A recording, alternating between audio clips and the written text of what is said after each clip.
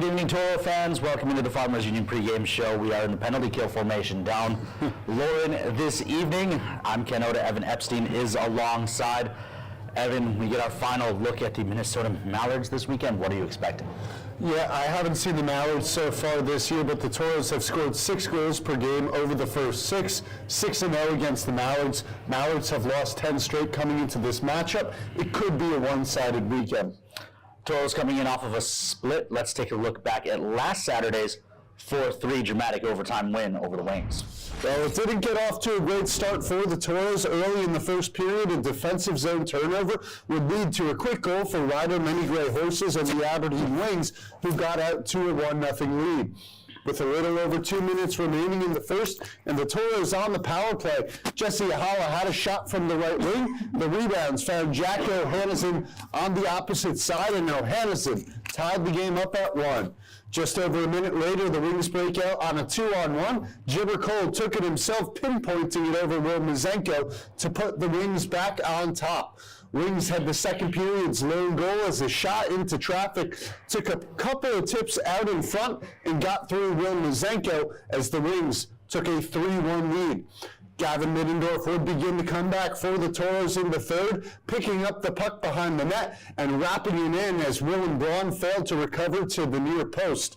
Toros would tie the game later that period as a beautiful pass up the ice from Ty James found Jack O'Hanison with a clear path to the net, and O'Hanison's second goal of the game tied it up at 3. We go to overtime. It's Jesse Ahala moving up the ice, taking it over the left wing, and he found who else but Jack O'Hanison, whose third goal won it in overtime for the Toros. Yeah, a very close play at the blue line as well. I went back and watched it about 5 times. If you go frame by frame, it was onside, just barely, but O'Hanison did a good job to drag that back foot, stay onside, and an even better job to bury the one-timer to get the Toros the win. Let's take our attention back to tonight's game and look at our updated Noodles numbers. These numbers look pretty much like you would expect for a team that's been battling for first place. Is only 1 point out of that top spot against a team that's pretty much been living in the basement all season long. Toros, as you mentioned earlier, 6-0 against these guys. Goals per game, Toros scoring a goal and a half more a game than the Mallards, allowing almost 3.5 goals less per game.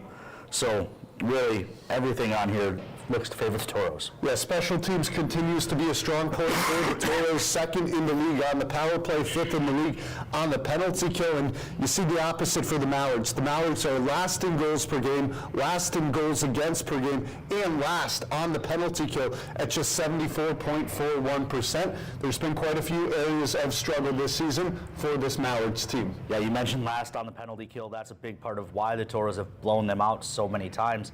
Toros have put up a lot of power play goals in the head-to-head. But that'll bring us to our Minotauros Booster Club players to watch. Evan, I'll let you kick it off. I'm going to start it off with Jesse Ahala. Ahala had 2 primary assists last Saturday on 2 of the Jack O'Hanison goals. You know, O'Hanison shines, but Ahala was setting him up all game long, part of a 3-assist weekend. I think Ahala is going to find the back of the net tonight, and Ken, just as we talked about, I think it's going to come on the power play. Look for the Toros to find him on the back door. Yeah, I would expect Ahala to have some success tonight as well. Guy I'm looking at a little bit deeper down the depth chart, Connor Toohey. I thought he had a strong weekend last weekend at times, but you look against the Mallards, his play has probably been some of his best hockey of the season. 2 goals, 2 assists in the 6 games already against the Mallards. Toros got a lot of goals from defensemen against the Mallards in the first 6 meetings. I would keep an eye on Connor Toohey, a guy you might not necessarily expect when you're thinking about generating offense for the Toros to step up and have a good weekend. Yeah, and you look at Toohey probably playing alongside Jordan Gibbs, Adam Mallards-Gibby, another defenseman to watch. You look at the defensemen for the Toros, I think they're going to get a lot of shots in, looking for tips out in front tonight. That'll bring us to our home key group keys to the game. And Evan, my first home key group key to the game tonight is respect. I feel like, looking back 2 weeks ago against the Shamrocks, Toros went down to South Dakota taking on a last place team in the Shamrocks and took them a little lightly. You were on the call for that one as well. Would you agree with that? Yeah, I think they took them a little lightly, and I think the thing to emphasize here is We talked about the Mallards' struggles, having lost 10 in a row, but they picked off games from the Bobcats and the Aberdeen Wings in January. This is a team that can pick off games from the top team in the division. So, Ken, like you said, can't take them lightly. Yeah, got to show them respect. Can't make the same mistake the Toros have made the last 2 weekends, expecting an easy weekend and losing the Friday game. Second home key to the game is think. I feel like the Toros have made a lot of self-inflicted wounds, especially at their own blue line in the defensive zone. Failure to get the puck out of their zone, defensive zone turnover, ends up in the back of the net. I'd like to see the Toros be a little bit smarter this weekend. And the one that stands out from last Saturday's game was the opening goal from Ryder Many Gray Horses. A turnover right into the slot. No one in front of Many Gray Horses gave the Wings an early lead. Those are the situations that the Toros need to eliminate. And my third and final home key to the game is Chain of Fools. This game gets a little one-sided, like some of the blowouts we've seen before, especially this time of the year. I imagine there's a lot of frustration on that visiting bench. You can't let one penalty, one way, turn into 10 penalties and suspensions and other things like that, right? You got to cut it off at the first penalty. Don't let score settling or frustration, even if you're winning and you're just frustrated that they're getting physical and they're frustrated, don't let the game devolve into a penalty fest, because while the game is only worth 2 points, suspensions carry over to next weekend and possibly the weekend after that. We just saw that with the Shamrocks and Aberdeen Wings goalie fight. Wings didn't have Cunningham and Shamrocks didn't have LaShaw when we played them. And that's something we saw not the last time we were in Watertown, but 2 trips ago, was that game got very physical, but the Toros did a good job of staying disciplined, not getting involved in the fights, and just keeping their focus on the ice. Like you said, another thing to focus on tonight. That'll bring us to our Forebear Sportsbook over-unders.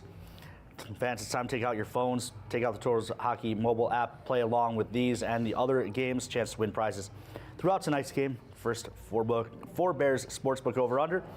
Total Toros goals allowed, 2.5. I'm going to take the under here. I'm not going to overthink it.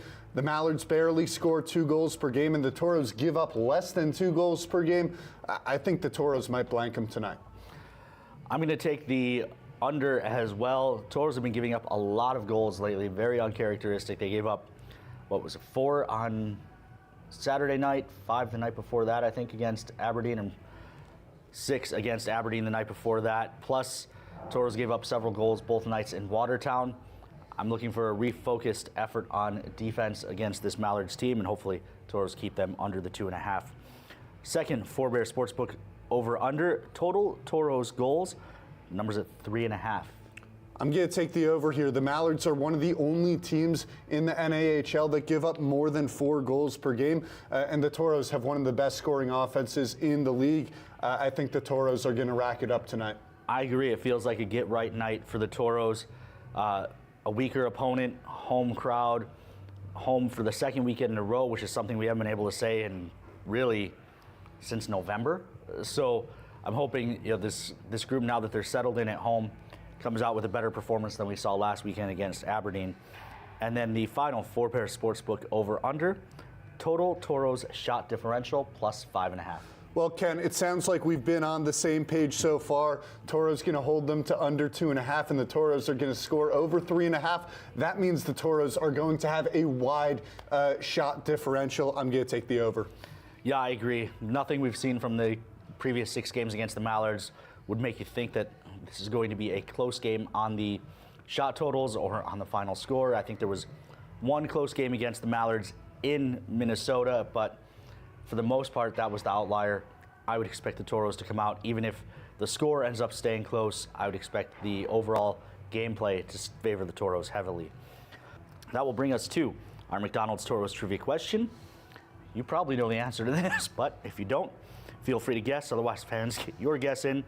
Who is the Toros plus-minus leader against the Mallards at +7 this season? So I don't know the answer to this one, but I do know that John Small is the Toros plus-minus leader this season. So by that logic, I'm going to go with Small here. All right, the other options, Ian Spencer, Jack O'Hannison, or Jesse Ohala.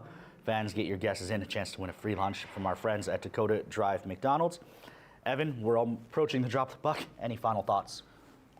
I think we've talked about it all pregame show long. The numbers favor the Toros. The Toros are a more talented team. They stay disciplined on offense. They avoid the turnovers in their own defensive zone, and they should be able to dominate tonight. I agree. We look at this group and the numbers, as you said, everything favors the Toros, but we've said that the last 2 Fridays, and the last 2 Fridays the Toros have lost. It's time for them to show that they've learned from that lesson as we're in the final playoff push. Come out and have a dominating weekend at home. With that, we'll turn it over to Josh Carlock for tonight's starting lineups.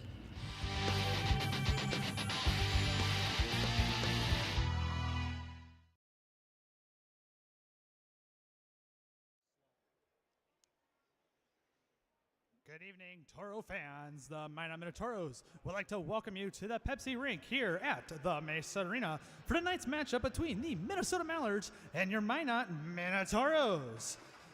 Are you ready for some Minotauros hockey?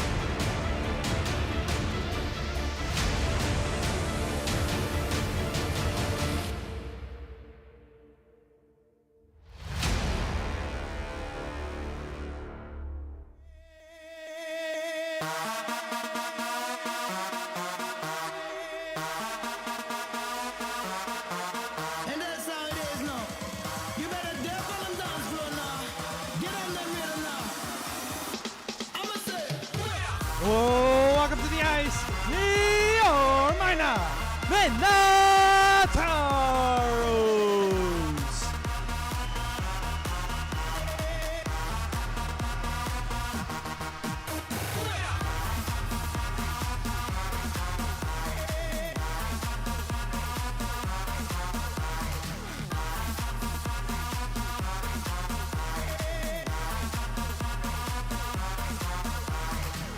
Now it's time to meet your SRT Communications starting lineup. And go from Stockholm, Sweden, number 60, Lucas Swedin. On defense from Oregon, Wisconsin, number 77, Landon Lemmy. On defense from Ancaster, Ontario, number 42, Adam Muller. At left wing from Phoenixville, Pennsylvania, number 34, Billy Batten. At center from Roma, Finland, number 10, Jesse Yuhala. At right wing from Troy, Michigan, number 7, Jack O'Hannessy.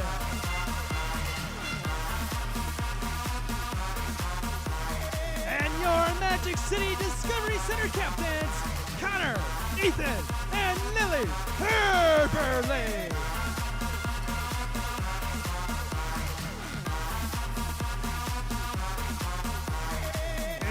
Your Toros are led by head coach Cody Campbell. He is assisted by Tyler Ebner and Wyatt Ozalenchuk.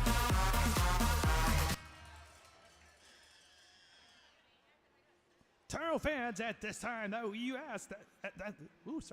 This time we ask that you rise as you're able as the Minot Air Force Base Honor Guard presents our nation's colors.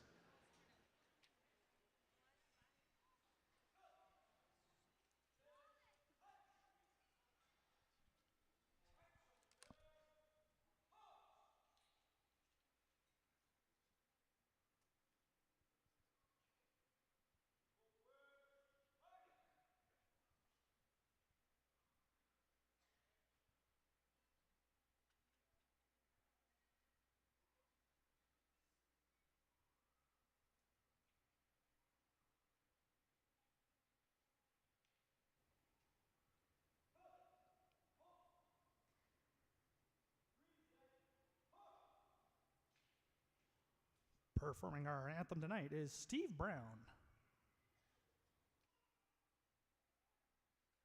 Oh, say, can you see by the dawn's early light what so proudly we hailed at the twilight's last gleaming, whose broad stripes and bright stars through the perilous fight o'er the ramparts we watched were so gallantly streaming, and the rocket's red glare, the bombs bursting in air, gave proof through the night that our flag was still there. Oh, say does that star-spangled banner yet wave o'er the land of the free and the home of the brave?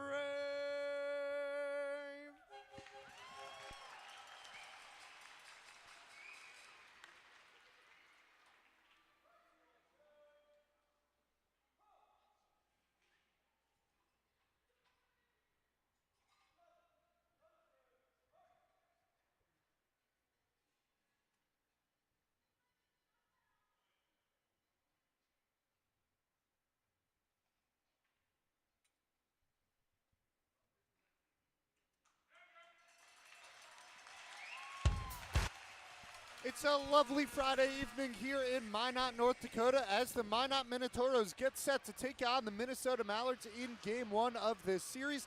Hello, everyone. Welcoming you into the Pepsi Rink at Mesa Arena. I'm Evan Epstein alongside Ken Oda. Ken, these two teams come in on different directions. Toros a huge overtime win last Saturday. Meanwhile, the Minnesota Mallards have a 10-game losing streak coming into this matchup. Yeah, the last two weekend splits make you feel a little bit like the Toros are quote-unquote slumping, but still, 8 wins in the last 10 games is not a slump by any means. Toros will look to get back in the weekend sweep business this weekend, but it starts with a better performance on a Friday than we've seen the last 2 weeks. Well, head coach Cody Campbell talked about it on All Access earlier this week. He said he was very pleased with Saturday's performance against the Aberdeen Wings. Toros a 4-3 overtime win. Campbell said that the Toros really only gave up 3 chances, and the Wings were able to score on all 3. Faulty draw will do it again. And we're underway here from Minot. Landon Fleming has it back in the Toros zone, slides it across to Adam Mahler. Mahler up into the neutral ice, finds Yahala. Yahala has it taken away off his stick. Yahala now fighting for it on the left wing, floats down to the goal line. Whistle blows as the net behind Zane Spaniel has come off its post early, so a quick stoppage. Yeah, slow start with the net coming off, but that'll get the Toros an offensive zone draw just 15 seconds in. Starting line out there for the Toros, it's the Yahala line alongside Adam Mahler and Landon Fleming. Yahala to take the draw, has Batten to his right, Ohannes to his left, and it's going to take a second shot. Second face-off, second false start. Quick shot. Sorry, Evan. Comes out into the far corner. It's Eli Bailey. Bailey trying to chip the puck out of the zone. Toros get it up to the far point. Gets past Adam Mahler. Mahler forced to retreat back into the neutral ice. Mahler now starts up, finds Ohannes right side. Ohannes across for Mahler. Mahler floated one in, looking for Yahala on the back door. Puck comes up far side, now down on the half wall for Yahala. Yahala spinning back on the puck, tips it into the corner. Spencer leaves it back for Yahala. Comes up far point, it's going to float out to neutral. James slides it over to Perreault as the Toros getting some changes in. Spencer over on the right wing has that's Jack Edwards. Edwards playing on that line due to John Small's 1-game suspension after being ejected in last Saturday's contest. Yeah, and that's what we were talking about during the pregame show as well. The Toros' need for discipline, right? Home key, group key to the game. Avoid letting things snowball. That will cost you future contests. Minnesota Mallards into the Toro zone. On the right side, it's Flaherty looking back for Cernahis. Went back into neutral. Middendorf will pick it up in the Toro zone. Middendorf retreating beyond the goal line. Slides it across. He has Ty James. James a long pass up. Hits the stick of Edwards. He'll go to the bench as the Toros avoid icing there. Zane Spaniel leaves it for Will Emerson. Emerson down into the near corner. It's chipped up by Faith. Owens will take it back and dump it in. First to the puck is Will Emerson, but he's bodied out by Noah Gibbs. Gibbs got a pass to Mahler, couldn't keep it on his stick as Flaherty pushes up the right side. Ryan Flaherty can't get to the puck. Hubert Clark gets in the way, leaves it in the near corner. Toros come up the ice. It's Noah Gibbs with space. Gibbs across the Pepsi logo and across the blue line will leave it down in the quarter for Braden Jockums. Jockums shoved up by Deke Davidson. Clark skating in. And now Clark is walled off by Tobias Faith, gets back to the puck. Clark finds Owens across the blue line. Adam Mahler, long shot, save made. Rebounds comes out to the near side. No one home for the Toros to clean up the loose change. Good shot through traffic by Adam Mahler, who has 5 goals against this Mallard squad this year. Gibbs just got dumped, but he still got the puck to Hubert Clark. Clark up for Nichols in the Toro zone. Nichols spins into the neutral ice where it's taken away by Drew Bowe. Comes down now for Dane Ramirez. Ramirez sweeps it around the boards in the Toro zone. Poked back into the far corner. Fleming swats it back around. Hubert Clark now has space for the Toros. He looks up the ice off the end of the stick of Nichols and then swatted up into the Minnesota Mallards bench with 16:51 to play here in the first period. Toros not yet credited with any shots on goal. I find that hard to believe, but I think the one chance that maybe did end up on net was through a lot of traffic, so maybe the guys downstairs didn't see it. Just took a look at the stats from Lucas Svedin. They've been terrific this season, although he struggled as of late. Back-to-back losses for just the second time this year. Gave up 5 goals on 31 shots last Friday. Puck comes down into the Mallard zone. It's poked around looking for Drew Bowe, but Yahala gets to the puck first, leaves it at the far point where it's swung around the boards. And now it's Dane Ramirez. And Ramirez throwing hammers on Benjamin Tauscher. Ramirez takes down Tauscher. 3 punches in that fight, all 3 landed by Ramirez. And Ramirez gets this crowd fired up. They're going to take Tauscher back to the locker room, and Ramirez is in the box. Tauscher may be in need of repairs. He got absolutely stuck by Ramirez, and who didn't like the hit he took earlier in the shift. And everyone coming over to the penalty box to consult with Ramirez. A fiery start to this contest. Toros, just 5 defensemen in the lineup tonight, 14 forwards. So they can spare a forward for 15 minutes if need be. Maybe not following your key of discipline, but still an exciting start to this matchup. Mallards win it off the draw. They get it back around Will Emerson up to Brothers. Brothers goes off the end of the stick of Sidarovich in the neutral ice across the blue line, floats in a shot wide left, comes up on the near side, poked back by Bailey. Sidarovich left it, no one there, but he gets back on the puck for the Mallards. Comes around now far side. James has it with space. James walled off by 2 men as it comes back for Landon Fleming. Fleming floats a long pass across for Ohannes, and Ohannes couldn't put it down. Yahala picks it up. Yahala on the right wing, had it knocked away. Mallards have a 3-on-1 emerging. It's Jordan Brothers on the left wing, shot off the post. Brothers with a good chance there, floats it back right wing, and that one's tipped by Perot off the glass. Yahala has it far side as the Toros avoid disaster there. Given over to Baden. Baden looking into the slot, picked off by Deke Davidson. Now floating out in front of the net, and it's fallen on by Zane Spaniel with 15:36 to play. Mallards had a great look in transition. I will say, going back to that fight, you mentioned discipline. I think that one was about as clean of a fight as you'll see. Both guys agreed to square off. No one jumped anyone, no additional penalties. So yeah, it's a 15-minute, 5 and a 10 each way, but it certainly won't carry any supplemental discipline. And overall, just a good hockey fight that helps get this Pepsi rink going. Jack Edwards and Lucas Cernahis, well, they're going to call Cernahis off as Flaherty comes in to take it for the Mallards. Draw to the right of Zane Spaniel, and now Edwards is going to have to swap out with Ian Spencer. Comes out to the half wall, Jacob Smith, intercepted by Jack Edwards. Edwards pressed up with Deke Davidson as the puck floats around to the far side. Beasley finds Cernahis. Cernahis, short pass for Flaherty. Flaherty will dump it around the boards. Puck rattles around near side.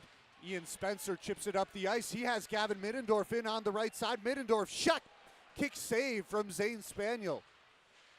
Cernahis and Spencer fighting for the puck. Faith will float it back around far side. Adam Mahler gets it in his skates now, wrapping back around the net. Mahler's wraparound try finds Gavin Middendorf. Middendorf goes up to the far point. A shot through traffic goes off of Beasley. And now the Mallards are able to clear the zone. Mahler will retreat back into the Toros' end, finds Ian Spencer off the end of his stick, and Spencer just swatted it forward. That allows Faith to get it up for Jack Flaherty in on the right side. Flaherty floats one through the slot. No one had gotten up the ice yet for the Minnesota Mallards. Flaherty back on it in the far corner, looking into the slot once again where Ian Spencer is there. Spencer couldn't clear. Shot there off the skate of the Toros. And the Toros now finally have some room to work with as James gets it up the ice. Did Spencer connect with it? Yes, he did. Or they're going to say it was played with a high stick. Some social media check-ins. Danny Held playing some duck hunt. So the stupid dog keeps laughing at him. That's a reference that's probably too old for 90% of our listening audience. Not me, though. Sally B in the Chicago crew. The Chemits checking in from home on NATV. Braden Tews down in Mandan. The Kirkbrides are in Grand Rapids. Ohani's mom watching in Michigan. Paul and Susan Zilakowski in Deming, New Mexico. The Kowitzes are here in the building. Ann and Lauren Spencer in New Lenox. The Broussards are in Grand Forks at Pee Wee State. And the Neubauers are tuned in as well. Glad to have you all aboard here on a Friday night. Will McDonald skated away with it off the draw. Toros have it back. It's Perreault. Flips it over for Fleming in the Toro zone. Fleming off the stick of Jochums as it rattles down into the far corner and around the boards. Jochums back on the puck. Finds Noah Gibbs in the near corner. Gibbs walled off, but still has positioning on the puck. Stays near side. A long shot from Perreault wide right on the far side. Fleming shovels it back down around the boards. And Fleming was almost taken down there. Now he is taken down to the ice as the Mallards send the puck up into the stands. Souvenir for a lucky fan with 13:37 to play. I went with Connor Toohey before I saw the injury report for my player to watch tonight. So Toohey out of the lineup this evening, but Toros defenseman, I think the rest of my point still stands. Worth keeping an eye on. Toros have a lot of goals from defensemen against the Mallards this year. Mahler has 5, Toohey had 2. Long shot from Mahler, blocked out in traffic. Puck comes to the near corner. Up on the half wall, up for Hubert Clark. Clark, a nice move to his left. Clark will float it around the boards. Far side, Nichols can't get there, but Mahler keeps it in his skates at the far point. Looks down to the half wall for Nichols, and it's taken away, but Faith can't clear. Mahler has it back right side, and they're going to say it's played with a high stick once again with 13:05 to play. Finishing that thought, Ty James with a goal against these guys. Jordan Gibbs has a goal against them. So Leon Hagstrom, before he left the team, had a goal against the Mallards. So a lot of goals for defensemen against the Mallards, but we haven't seen a goal from anyone yet. Well, goals have not necessarily been at a premium against the Mallards this season. 36 in 6 games for the Toros. Batten fighting for it on the near boards, but it's taken away. Bailey looking in, had his pass picked off by Jack O'Hanneson. Now taken over by Bailey in the high slot, fires a shot, blocked by Mahler. Bailey back on it. Bailey swivels one wide left of the cage. Far corner, it's Jordan Brothers. Brothers walled off, Adam Mahler there. Mahler sends it around, and it's going to get beyond the blue line where O'Hanneson is racing back with Kaldenbach. Kaldenbach gets it over, but then a pass whiffed on by Emerson, and it's kept in now by Billy Batten into the slot. One-timer from Yahala. Kick save, Zane Spaniel. Puck beyond the goal line, trapped up in the near corner. Skated away as Yahala. Yahala's shot tipped and up into the netting with 12:14 to play. Jesse Yahala had a prime opportunity there. Set up by Billy Batten. Billy Batten probably should have been a player to watch for us as well. The Toros' only hat trick against the Mallards. Of course, this is the first year of games between them. That was back on December 7th. On November 23rd and December 13th, Billy Batten 3 assists in a game against the Mallards. So he's been strong against opponents, or against this opponent this year. Quick shot from Spencer is blocked out to the left, went off the skate of Deke Davidson. Ty James now angled away from the puck. Davidson takes over far corner just to finish that point off on Batten. He's been terrific, an 8-game point streak, 10 assists and 2 goals over that span. Flaherty now pressed up by Landon Fleming, able to get it to Drew Bowe, but Bowe had it taken away. And Flaherty can't get it by Ian Spencer. Spencer goes across for Gavin Middendorf. Middendorf drops it to Spencer, shovels one in, and it goes out beyond the goal line. Taken up by Deke Davidson. Davidson into the neutral ice, looks left side. He has Will Emerson into the Toro zone. Spinning on the half wall, leaves it for Bowe. Bowe floats one into the center of the ice. Fleming puts it down, finds Ian Spencer. Spencer long pass up on the stick of Gavin Middendorf. Middendorf spins back on the Pepsi logo and now starts forward. Middendorf space in the slot. Middendorf had it poked away beyond the goal line. Back in for Spencer off his skate. Spencer swings it up for Adam Mahler. Mahler across the blue line. Kevin Perreault. Perreault whiffed on the pass, and now a 2-on-1 for the Mallards. Ryan Flaherty on the right. Flaherty shot. Svedin might have caught a piece. It went wide clean.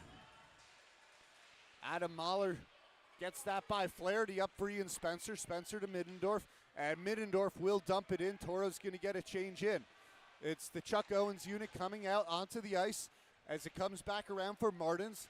Martins angled away from the puck as Hubert Clark will take it back into the neutral ice. Toros get back on side as the Mallards come out on the control breakout. But Jockums keeps it in the far corner. Braden Jockums and Noah Gibbs trying to take it away. Comes out to Noah Gibbs, and Gibbs couldn't do anything with it before Will McDonald's got there. Martins now has it back beyond the goal line. Shovels one up the ice. Ends up on the stick of Delpool as Noah Gibbs is going to dump it back in here to the near corner. Up the ice comes Merrick Thompson. Thompson across the blue line on the right side. Thompson will take it back beyond the goal line as Hubert Clark walls him off. Far side, it's left up for Delpool across Emerson. Emerson, long shot, took a tip out in front, loosened the crease, and Lucas Fedin is able to fall on the puck after a little bit of trouble there in front of the net. Good job by Swadin to keep that out. As Clark battled, but let's turn it over to our Northern Century salute. Airman First Class Sean Spohr. Airman First Class Spohr serves as a missile security operator defending a $3.3 billion worth of nuclear weapons. Sean is a certified emergency medical technician and is the unit's primary medical trainer for emergency and life-saving care for its 260 personnel. He is an exceptional role model for all airmen, and through his training and mentorship, he ensures the safety of our military and civilian communities. His service is the backbone to Minot's mission of providing around-the-clock deterrence to the nation. Toro fans, make some noise for Airman First Class, John Spohr. Back here from the Pepsi rink, where it's been an interesting start to this game. 10 minutes and 9 seconds in, a lot of energy from that Dane Ramirez fight, but just 8 combined shots on goal. Minnesota Mallards have had the better looks early. Yeah, Toros haven't really been able to capitalize on that momentum. Fleming rings it around near side, batting up into the neutral ice. Across for O'Hannison, who shovels it around the boards. Crashing far side is Billy Baden. Baden can't keep it as the Mallards come up into the neutral ice. It's Sidarovic. Sidarovic going around Fleming, poked away by Lucas Fedin back into the near corner. 4 players clawing away at the puck. Everyone else stagnant out on the ice, and it finally comes free to Fleming behind the cages. Fedin. O'Hannison up to Yahala. Yahala across the blue line on the right side, fires one into the near corner. Baden coming up the wall, and it's up for Perreault. Perreault can't keep it in. Good pressure from Sidarovic. Baden back across the blue line on the left wing. Baden tried to flip one back in toward the slot, had it poked away. Around the boards for Emerson. Emerson looks up the ice, couldn't find his teammate, and it's now dumped back in by Ty James. Kaltenbach sends it around. Yahala couldn't take it away, and it now comes up for Jordan Brothers. Brothers gives to Sidarovic, but Sidarovic couldn't handle it as Spencer sends it back into the Mallard zone. Edwards down to chase beyond the goal line, wrapping around now as Edwards hands it off to Braden Jocka. That's Gavin Middendorf. Middendorf around center of the ice, leaves it on the left wing for Ian Spencer. Spencer up into the high slot, shot off the glass, and a rebound comes in. Was it Spencer or Edwards? Did it come off the glass clean and bank in off the back of the goaltender? Or did Edwards tuck it? I'm not sure, but either way, it's 1-0 Toros. We're going to have to take a look at it. Spencer fired from the high slot, and yeah, it looks like it came straight off the back of I think Zane it went off Spaniel. Sidarovic, perhaps.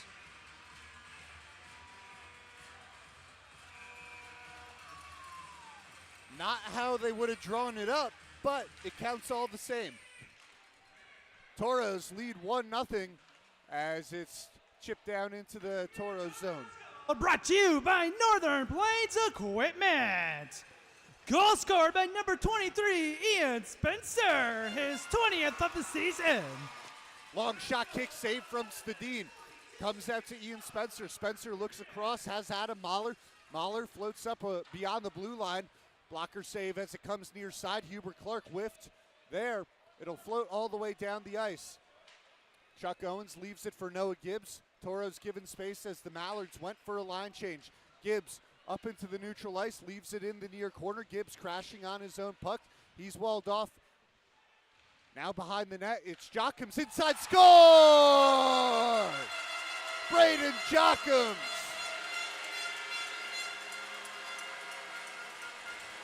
From point blank, a beauty over Zane Spaniel. And the Toros are quickly on top 2-0.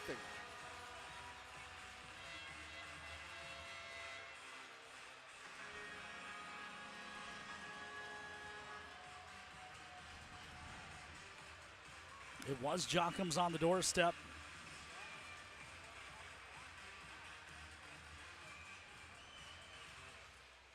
A different element to the Toros game with him and Gibbs on that line together. Northern Plains Equipment. Goal scored by number 3-on-2 for the Minnesota Mallards. Kaldenbach leaves it into the slot where it's swatted out to the far corner. Sabulis, good pressure on the puck there. Parker Newman coming to help out as 2 Minnesota Mallards now come in. And Newman comes away with it. Newman too far out in front of Davin Nichols, but Landon Fleming chasing now near side. Swatted forward by McDonald and taken back by Jesse Yahala. Yahala stops on a dime in the Toro zone, now starts up the ice through his legs to avoid McDonald. A fancy move from Jesse Yahala as it comes into the Mallards zone. Yahala back on it beyond the goal line, off the skate of Jack O'Hanneson and turned over. Jacob Faith up the ice, and Faith will shovel it around the board. Svedin out to greet the puck. Svedin sends it around near side. He has Kevin Perreault. Perreault to Yahala off the stick of Jordan Brothers. Knocked back into the neutral ice by Davidson. Sidarovic turns it over to O'Hanneson as O'Hanneson starts up the ice across the blue line. He'll send it around the boards. Finds Billy Batten on the half wall. Batten back down to O'Hanneson. Shot into the stomach, but a rebound's given. It's Brothers sending it back for Davidson, but it finds Yahala. Mahler's one-timer went off the face of Eli Bailey. Into the slot for Yahala. Again, shot out in front. Batten shovels it in, and it comes behind the cage. Jacob Faith and Adam Mahler fighting for the puck. It's Mahler coming away with it over for Batten, just on the wrong side of his stick, though. Back inside O'Hanneson. Comes up high and onto the near side. Up the ice is Brothers. Brothers loses the handle as it's Ty James sending it back around for Kevin Perreault. Perreault up to Batten in the Toro zone. A long pass cross off the stick of Middendorf. Back on the puck on the right wing. Middendorf couldn't keep it. He's angled away by Merrick Thompson. Floats up into the air into the far corner. Ian Spencer takes it back up the wall. Fires it off the skate, but Spencer takes it away from Drew Beasley. Cernahis tries to clear, but it's kept in by the skates of Hubert Clark. Clark on the left wing, turns on the wall, sends it around the boards, pass back inside as Gavin Middendorf fights for the puck. Middendorf up the near side, now spinning over into the high slot. Middendorf onto the right wing. Middendorf tackled to the ground, draws the penalty. Good work from Gavin Middendorf to get around his defender and to give the Toros their first power play of the game. A penalty you almost feel like the Mallards had to take, though. Middendorf, the Toros' leading goal scorer, was finding all kinds of space. He was by the defender, who opted just to pull him down. Want to put this Toros season in some context for you. Ian Spencer becomes the 15th player all time in franchise history to post 20 goals in a season. He is the 4th Toro to do it this year. Jesse Yahala and Billy Batten are sitting on 19. So the Toros should, you would think, get to a point where they have 6 20-goal scorers. Down to the goal line for Billy Batten, up to Jesse Yahala. Yahala, he'll leave it for Adam Mahler at the top of the zone. Given back to Yahala, down to the goal line. Batten, back to Yahala. Yahala fires one in. Billy Batten had it back door, and Ian Spencer finishes it off. There's goal number 2 for Spencer in the first period. Toros lead 3-0.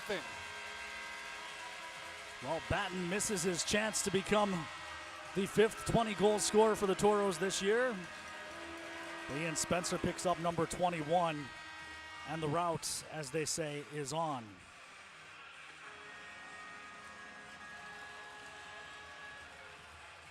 And the Minnesota Mallards are going to pull Zane Spaniel from this game. They put in Hunter Bauer, who's played in just 4 games this season.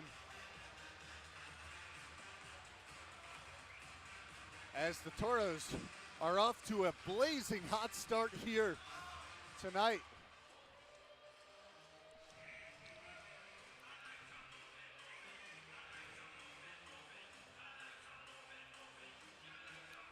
Jesse Yahala and Billy Batten picking up the assist there, which pushes Batten's point streak to 9 games. I will say I don't really fault Spaniel for much of the Toros' offense this evening.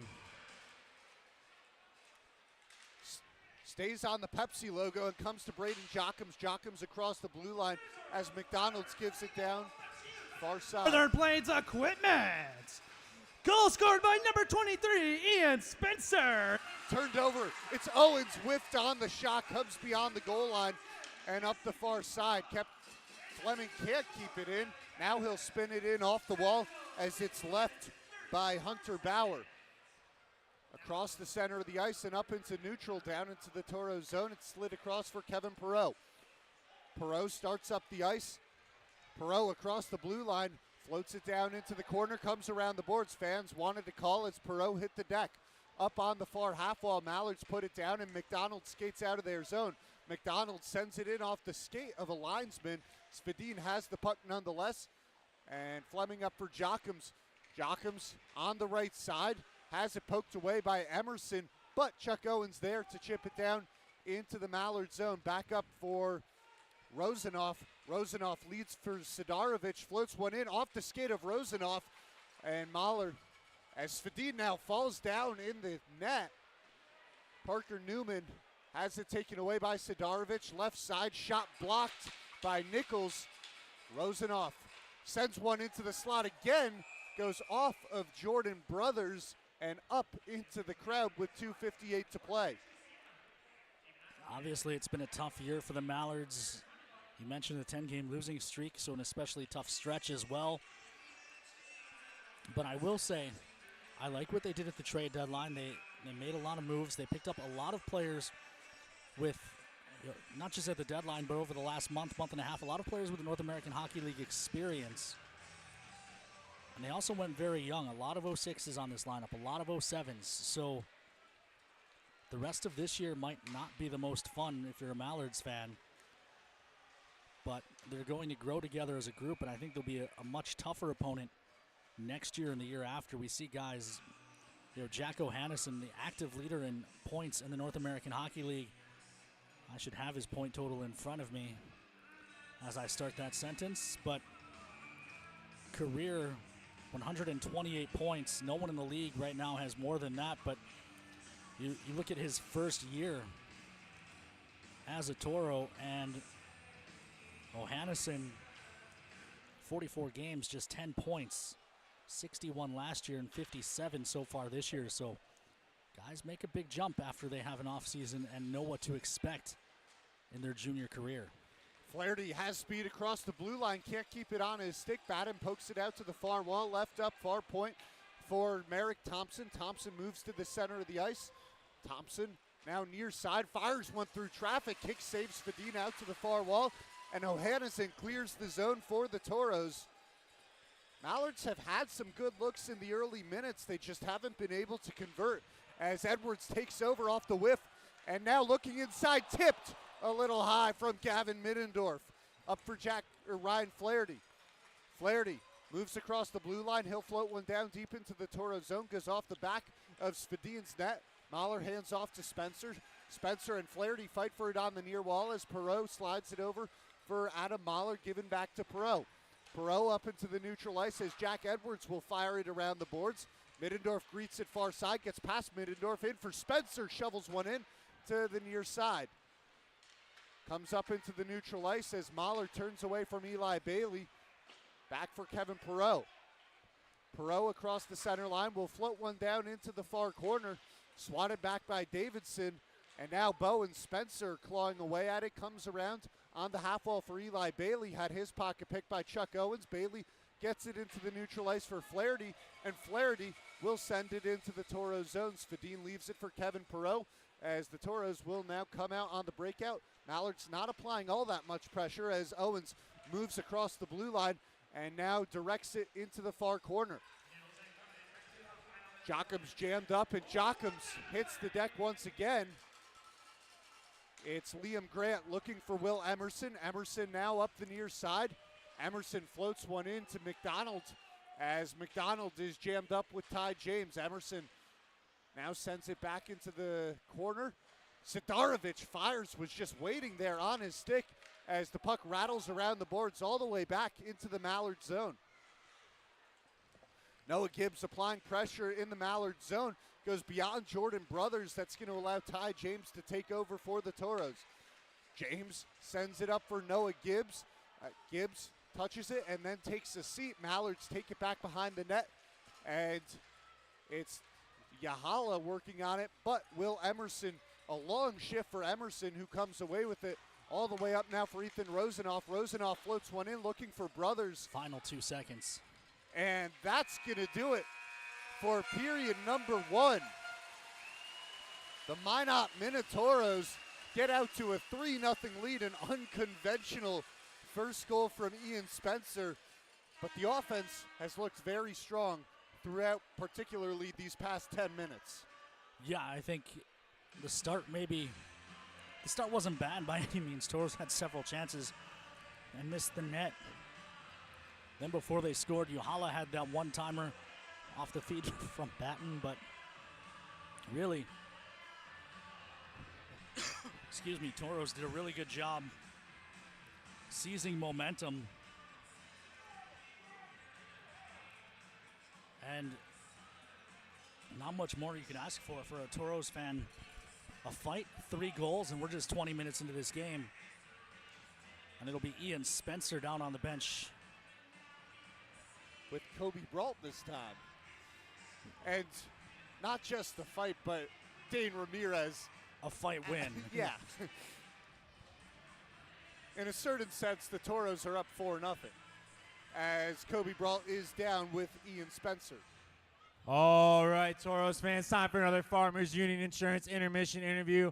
I'm here with assistant captain, fan favorite, and the man that had 2 goals in the first period, Ian Spencer. Ian, what's been going right in that period? I mean, I think we had a good start, and that's kind of important in the first period of games, and when you do that, it's pretty tough to play against. No doubt, and coming off a back-to-back Friday losses, obviously huge momentum swing last weekend, getting that comeback win against Aberdeen. As we hit the home stretch here, what's kind of the vibe in the locker room? What's kind of the message going into a weekend like this, playing, the 8th place team? How you guys staying locked in? I mean, you got to play the same way against every team. That's how playoff teams play, and builds good habits towards the end of the year. So, yeah. Perfect. Appreciate your time, Ian. It almost sounds like Ian Spencer was listening into the pregame show today, but that has been the message throughout the week, not only with Spencer, but with head coach Cody Campbell and Billy Batten in his interview on Toros All Access. Toros staying focused against the Minnesota Mallards. Yeah, that was a huge flaw. I think the last 2 weekends, 7th place Watertown, last weekend a desperate Aberdeen team, but a desperate team that had only scored 1 goal all season against the Toros prior to last weekend. So I think the Toros understandably took them a little lightly, and they paid the price a couple of Fridays in a row.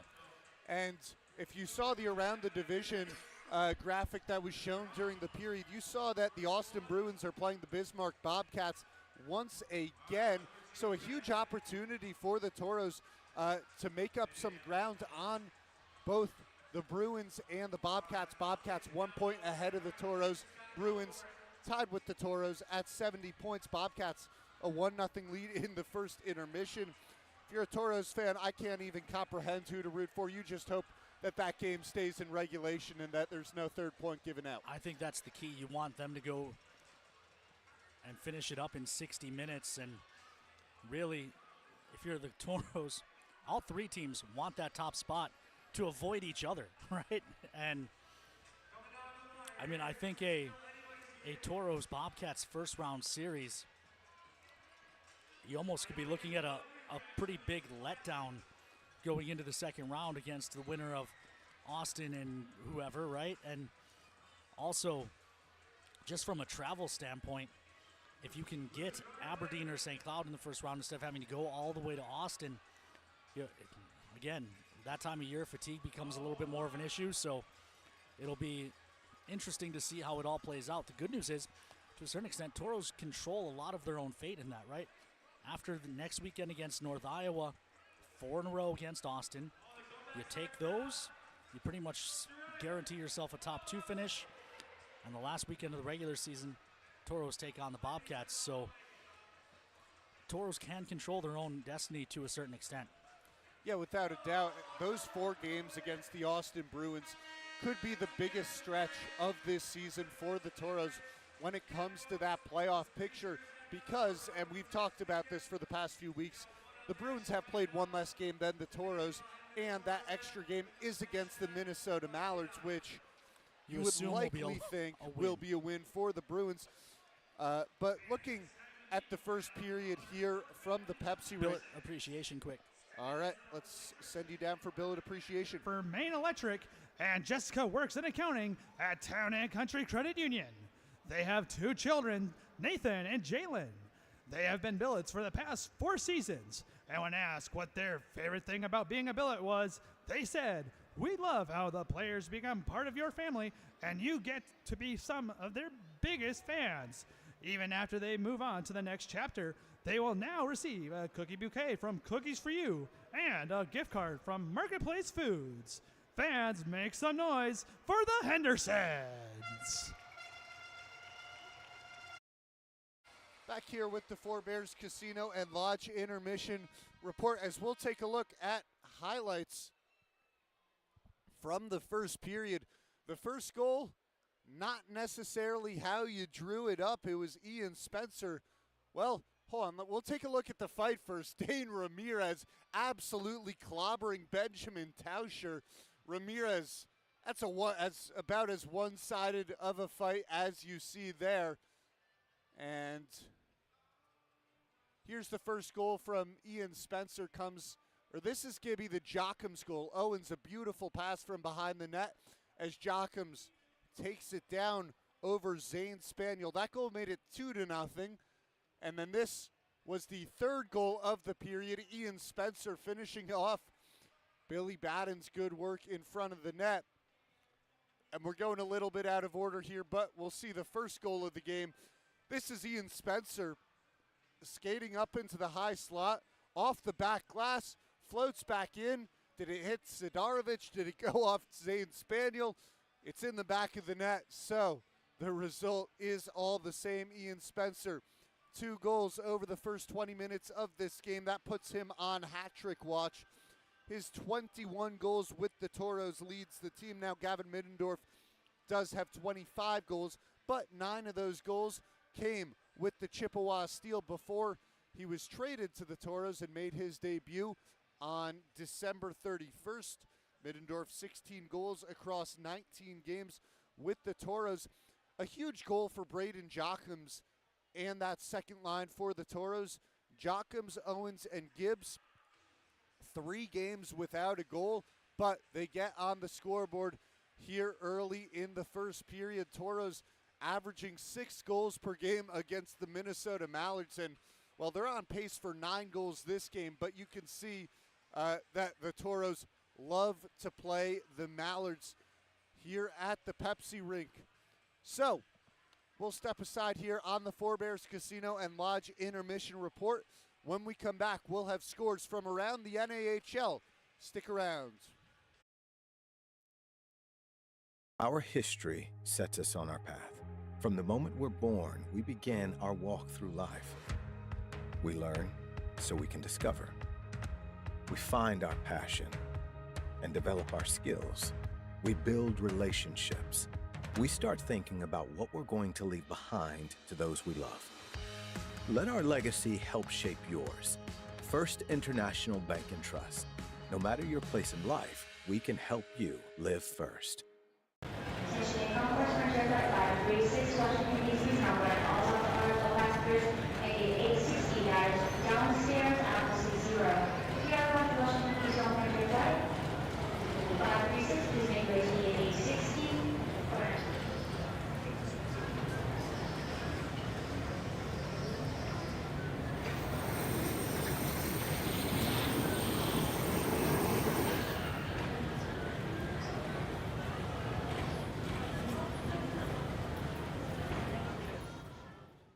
As far as what Plains Egg has to offer, great pay along with some of the best benefits that I've seen in the job market. The company understands the importance of family and family values. You need to have that time with your children. Plains Ag is 100% family oriented. I love working here, very helpful. There's no problem it feels like we can't solve when we're working together. Go to plainsegg.com, fill out the application, and we'll be in touch with you shortly.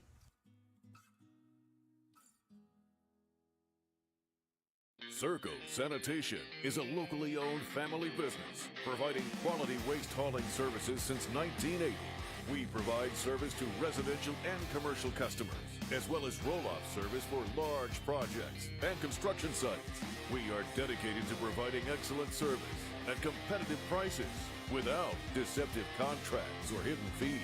For more on what Circle Sanitation can do for you, call us or visit circlesanitation.com. The puck, the net, the crowd, the moment. A chance to make history. Just like that perfect play, we're here to help you win at your financial game. At Great River Federal Credit Union, we offer competitive rates and innovative technology designed to empower you to achieve your goals. Become a member of Great River and score a $100 bonus when you use promo code Hockey100. Visit greatriverfcu.org/Hockey100 for details and open your account. Member NCUA. Being in business for over 25 years, we've learned a lot about why local matters. Unlike those guys, we take pride in our work and back our tires with our Plus Plan guarantee to get the most out of your tire's lifespan. Are the tires the same size on all the sides? We strive to provide great value to our guests and lowest prices guaranteed. That's not good. Stop at a trusted tire and auto and get a set of tires from people you know and trust, and will even match those guys. Nothing has embodied the American spirit like the family farmer. Year after year, they continue to work the land and plant their crops. Through droughts, floods, and uncertain markets, they keep that spirit alive with another crop harvested for the next generation. And for that, we tip our hats to them. Farmers Union Insurance, protecting those that protect America's food source.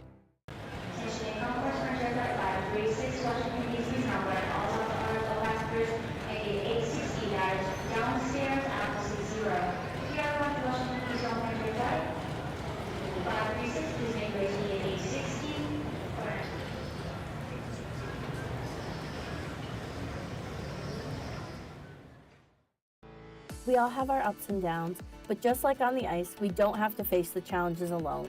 That's why we're excited to support FirstLink for our second season of Shut Out the Stigma. FirstLink is a free, confidential service offering listening and support, referrals to resources, and crisis intervention 24 hours a day. For the first 20 saves at each home game made by the goalies of the Minot Minotauros, the Blue Cross Blue Shield of North Dakota Caring Foundation will donate $50 to FirstLink to keep hope on the line. Evan Epstein back here with the Forebears Casino and Lodge intermission report from the Pepsi Rink in Mesa Arena. The Minot Minotauros holds a 3-0 lead over the Minnesota Mallards through 20 minutes of play. Ian Spencer's first goal off the back glass and then off the back of Zane Spaniel, so that one goes down as unassisted. Braden Jochums fed beautifully from behind the net by Chuck Owens. Noah Gibbs gets the secondary assist there, and then Ian Spencer cleaning up the loose change right in the crease as Jesse Ahala and Billy Batten will pick up the assists on that goal. So with that, it's time to take a look at scores around the North American Hockey League. The Danbury Hat-Tricks knotted at 2 with the Maryland Black Bears 2 minutes away from overtime there. At the second intermission, the Philadelphia Rebels and New Hampshire Mountain Kings also tied up at 2.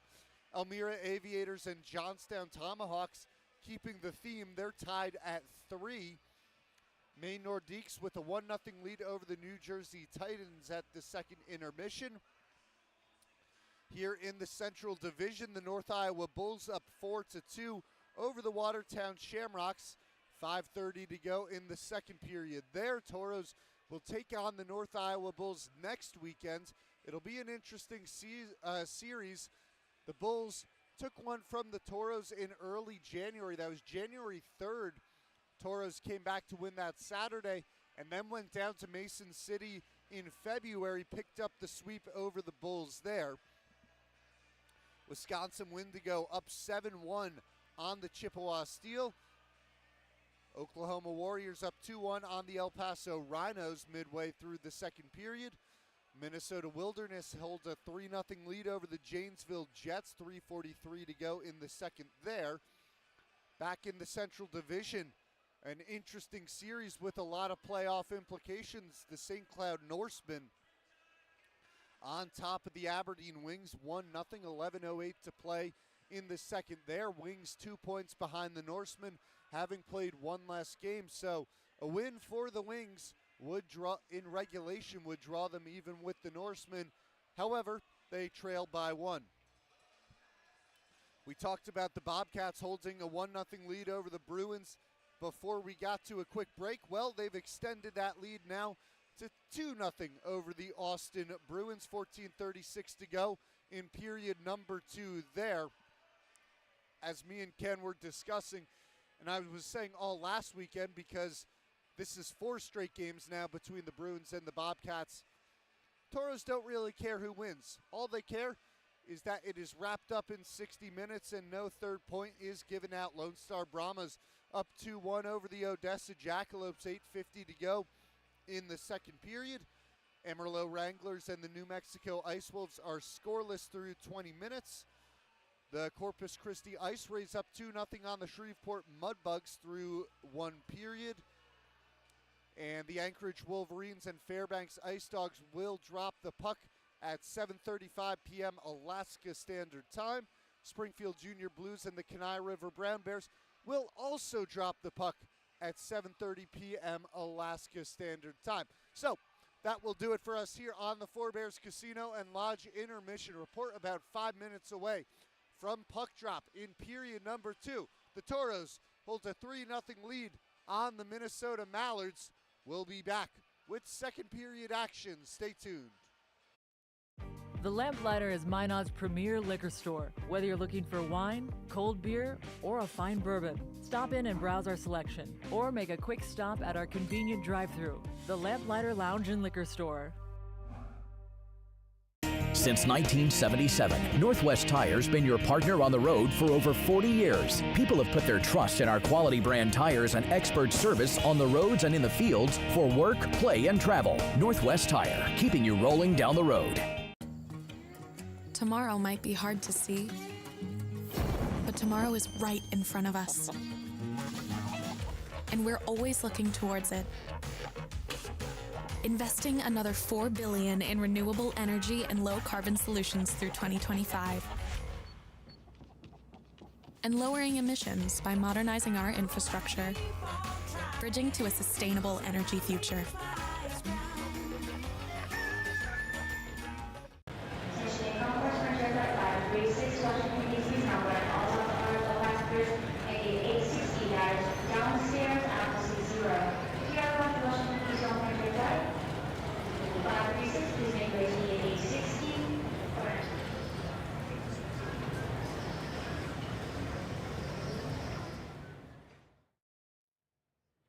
In life, there's good, better, and the best. The same theme applies for our car and light truck tires at Northwest Tire. We offer you good tires, better tires, and the best tires.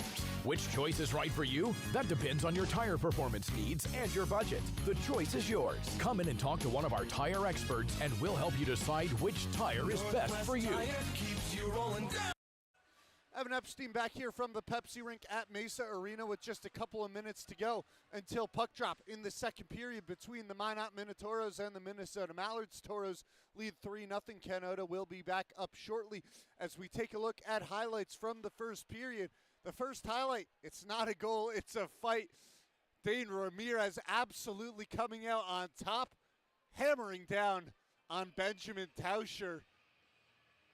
That is a first-round KO for Dane Ramirez right there. Here's the scoring. Ian Spencer fires off the back glass. Lost the puck momentarily. When you find it again, it's 1-0 Toros. Here is the second goal of the period. Owens to Jockums. Jockums pinpointing that one over Zane Spaniel. And this one, it comes in for Billy Batten on the back door. Batten clawing away, and Ian Spencer benefits from the hard work of Billy Batten. That's where we stand right now. The Toros lead 3-0 over the Minnesota Mallards. Taking a look at some stats from the first period. Toros lead shots on goal 15-5. That's good news for any of the fans that rode the overs on the Forebears over-unders today. One of the Minnesota under 2.5 is still standing, but Toros over 3.5 looks good so far, and Toros plus 5.5 shot differential also looks pretty good as Ken Oda is back here alongside in the broadcast booth. Ken, pretty dominant start for the Toros, and it kind of seems like they're in cruise control now. Yeah, you hope they don't shut it down completely, though. A lot of hockey left to be played. 3 goals in 40 minutes is not undoable by any means. So, yeah, the Toros look good. But you don't want to let these guys back into it. So Hunter Bauer is in net for the Minnesota Mallards after Zane Spaniel was pulled after that third goal. Toros get it back on the draw to Adam Mahler. Mahler gives it across for Landon Fleming. Fleming fires one up the ice, and Yahala hits the deck. Icing waved off as Sidarovich steers it up the far side for Brothers. Brothers hacking away at it. Toros keep it within the blue line. Batten floats one in. Wide left comes up in the far corner. Yahala swats it around to the near side. Or Yahala picks it up. That was Ohanesen down in the far corner. As Mahler lays a hit, that's going to draw a penalty. Mahler was just looking to get around Sidarovich. An inadvertent fist or elbow went up into his face. And so the Toros will go to the Papa John's PK for the first time this game. And this is what I was talking about. You don't want to let these guys back into the game. A power play chance. They pop one here. Suddenly it's a 2-goal game again. And it looked like an elbow was the call there. Inadvertent, but nonetheless, it'll send Adam Mahler to the box. So the Minnesota Mallards on the power play this season, 17.36%, 20th in the NAHL. Toros on the Papa John's PK, 88.24%, 5th in the league. Sidarovich gets it back for the Mallards. It's spun in but intercepted by Braden Jockums. Comes out into the neutral ice where it's taken by Ian Spencer. Spencer shot into the stomach of Hunter Bauer with 19:18 to go in the second period. 10 seconds have transpired on Adam Mahler's penalty. Good rush up ice, shorthanded by Ian Spencer. We're used to seeing that from him. While the penalty kill may have fallen a little bit in the standings from 1st to 5th, Toros are getting more shorthanded goals of late, and curious if that trade-off, how Cody Campbell feels about that. I sit in the office with him all week. I probably could ask him at some point. Left back in the neutral ice for Jacob Faith. Faith moves across the blue line in on the right wing. Faith takes it down to the corner. Looks up top for Deke Davidson. Davidson over for Brothers. Brothers fires it across the ice where it's Smith. Smith gets it down to Eli Bailey. Slides it across for Brothers. Brothers far corner. Looking for Faith cross ice. Picks it up off the glass. Faith taking his time. Bailey on the goal line. Inside shot saved by Svedin. Comes out.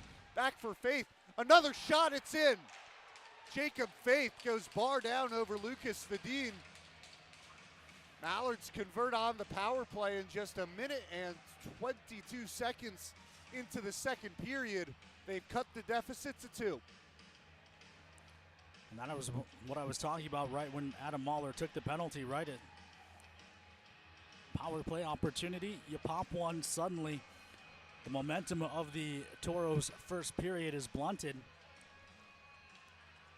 And the Mallards will start to push back. And that's something, when you have a team that's struggling, a young team, these guys, they're not playing for a playoff spot. They know that. But they are trying to give the Mallards a reason to bring them back next season. It's a nothing-to-lose mentality for the Minnesota Mallards as Ian Spencer got tripped by Tobias Faith. Up the far side now is Martins. Martins wrapping around. He hits the deck. Hubert Clark picks up the puck. Clark races into the neutral ice in on the right side. Middendorf shot goes off the post and up the far side where it's swatted down the ice by Martins. Mahler to it beyond the goal line. Martin now pressured by Beasley. He fires up the far side looking for Middendorf too far in front of him. Thompson retreats behind his own cage. Mahler keeps it in at the near point off the skate of Tobias Faith into the far corner. Spencer steers it for Middendorf. Couldn't handle the pass as the puck comes into the near corner now up the wall. Tobias Faith on the Pepsi logo. Spencer takes a hack at it, gives possession back to the Toros. Mahler to Middendorf on the right wing. Shot kick save out to the far side. Ryan Flaherty now finds Merrick Thompson. Thompson stops on the blue line, shovels one in looking for Beasley. Instead, it's Landon Fleming turning the other way. Fleming, good work to get around Beasley. leaves it off far side. Ramirez has finally come back into the game after his fighting major. Shot from Sabulis off the glove and almost trickled in. Sabulis has it, gives to Ty James. His shot tipped up into the slot. Sabulis skates in, shot comes wide right. Nichols tried it, went off the side of the cage. Sirens went off momentarily. Trapped up now near point. Sabulis jams it free, and Ramirez chips it into the far corner. Cernahis first to the puck, works around to skate and finds Beasley. Beasley goes across the ice for Rosenhoff. Rosenhoff into the slot, shot kick save from Svedin. Svedin directing that one toward the near side where no one was. Came out to the neutral ice as Delpool works it back into the Toro zone, but it's quickly taken away by Jesse Yahala. Yahala trying to move across the center line.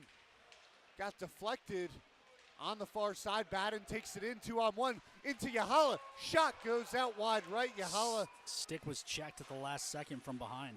O'Hannison now floats one in. It's guided out to the far corner.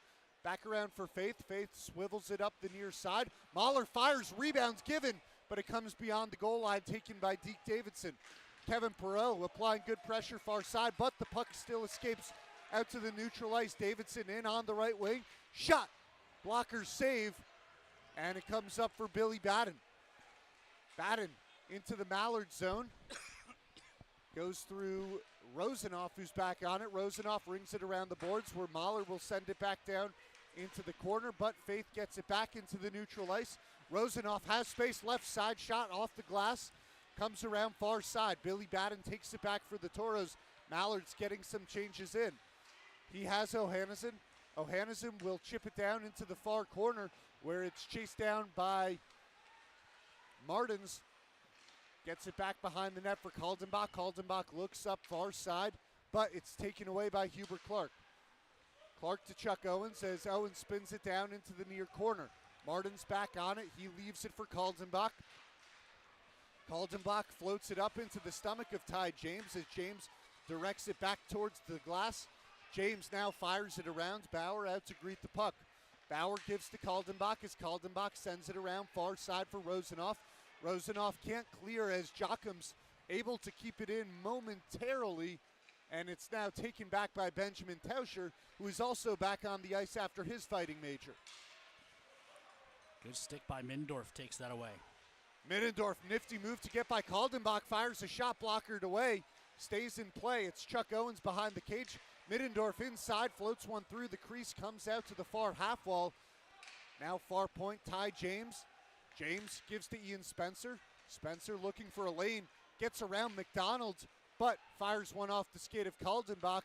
And did that get tucked up in the jersey of Perreault? No, he tried to punch it to the ice and he punched it into the bench as we look at Toro's point leaders coming into play tonight. Spencer tacks on 2 more. Batten has an assist. Yuhala has an assist as well. Small, of course, suspended. Speaking of Small, we're behind on our social media check-ins. Mike and Dorothy Small watching in Orland Park. Grandma Spencer in New Lenox. And Dee and O'Hanny's dad watching on NATV. Drew Bowe's mom and dad watching from Chippewa Falls, Wisconsin. Middendorf moves into the high slot. Middendorf in on the left side, kicked away by Bauer. Coming up the ice now, Sidarovich. Sidarovich floats it down. A great pass, but Brothers couldn't handle it, and Svedin scoops it up. The whistle blows before Svedin could put it down and play it An for offside Landon play Fleming. as well. So that'll bring the draw back to where the pass originated from. Essentially treated not quite like an icing. Well, that will ease Svedin's nerves a little bit as he thought that the draw was going to come in the Toros' defensive zone. Edwards wins the draw back as Perreault now on the far side off the stick of Spencer. It's going to come into the near corner. Merrick Thompson on it. Jack Edwards applying pressure. Edwards playing well in with this first unit tonight. Up the far side. Middendorf chopped it down, but it goes right to Cernahis. Cernahis dumps it in, comes into the near corner for Brothers. Brothers pressed up by Landon Fleming. Sidarovich off his skate, fires one in, blockered to the near corner. On the half wall, Landon Fleming applying good defensive pressure. Toros take it back. Middendorf able to find Ian Spencer. Spencer looking back to either Fleming or Middendorf, but it's taken away. Merrick Thompson far side. Thompson stops on a dime. Back up to the blue line. Thompson gets a shot in. Took a tip kick save. Rebounds, comes out into the corner. Good save on the rebound by Swedes. Now Spencer trying to turn the corner on the left side. Can't do so as his shot is tipped up into the netting off Deke Davidson with 12:51 to play. Some more social media check-ins. Grandma and Papa Edwards from Columbus, Ohio. Kim Bartels in Bozeman. The Ellis Smet family checking in from Lake Metagoshi. The Brits are in Cancun. The Newmans and Grandma Pell checking in from Grand Rapids. Betsy Patterson from Sacramento, California. It's one back. Hubert Clark skates in. Clark gets it into the far corner. Davidson looking to clear, but kept in by Ramirez. Ramirez will send it around the boards. Jacob Faith. Faith took too much time on the puck. He's hit by Nichols as Sabulis gets back to it. Faith still on his knees. Sabulis finds Mahler at the near point. Comes back for Mahler at the top of the zone. Mahler trying to work around Delpool. And now Flaherty marking Mahler. Mahler fires. Save made by Bauer, and it comes out. Mallards might have had numbers, but they couldn't take advantage as that one swiveled out to the left of Svedin's net. Sabulis now works up the near side, and Sabulis left at his skates, fires one in, and it is covered up quickly by Hunter Bauer with 12:05 to play. A few more social check-ins. Someone named Hannah Oda checking in. For fans new to the broadcast, that is my 9-month-old daughter. I have a feeling she's getting some help with that. Taya and Ed Spencer are aboard. The Kings and Petersons are in Velva. The Palmers at Minneapolis-St. Paul Airport on their way back. Mallard spun it off the board, so Hanneson takes it on the logo into the stomach of Yahala. Yahala now has it, trying to work away from Rosenoff. Comes up for Ohanneson. Ohanneson's pressed up. Good defensive pressure from the Mallards. Kaldenbach floats one in through the slot. No one had got him there yet for Minnesota. Fleming, far corner, has it taken off his stick. Comes free near side as James now has a little bit of room to work with. James comes across the blue line. Rosenoff now takes it back, sends it across as he has Martins. Martins sends it around the board. Svedin out to grab the puck. Ty James finds Ohanneson, leaves it for Jesse Yahala. Yahala off the wall, tries to retrieve, but he's pressured away. Billy Batten picked it up. Batten's pass is intercepted by Rosenoff as Rosenoff now had it poked free. Yahala shovels it down to the corner for Batten. Batten gets around Kaldenbach. Far side, leaves it up for Adam Mahler, and Mahler couldn't find the puck on his stick. He would have had space to skate in and fire one with some velocity. Adam Mahler, one of the hardest slap shots on this team, couldn't get to see it there as it's put down now by Merrick Thompson. And Jochums now applying pressure on Cernahis. Jochums hits Cernahis, but no Toros there to help him out. It's floated up into the neutral ice where Mahler will take it back into the Toro zone. He'll reset behind the net of Lucas Vedin. Mahler able to get it far side. Gibbs gets it back to Mahler, and Mahler will send it around to the near side. Kevin Perreault on it, and Perreault turns it back to the near corner for Chuck Owens. Owens for Gibbs. Gibbs far side. Moves into the neutral ice. He'll float it down to the far corner. Jochums trying to center a pass for Noah Gibbs, but it's intercepted by Sidarovich. Sidarovich comes out from behind the net. Well, he thought about it. Chuck Owens there to make him turn back. McDonald's gets his stick on that one as the Mallards going to get a full change in. Svedin leaves for Hubert Clark. Clark, a long pass up off the stick of Edwards. It's going to go on the net of Bauer. Bauer spins it near side, and then it's left far side by Davidson. Up into the neutral ice for Davidson. Davidson, Beasley on the left wing. Svedin kicks it up, comes down in play. In the near corner, Ty James sends it back for Hubert Clark. Clark works up the ice, has Ian Spencer.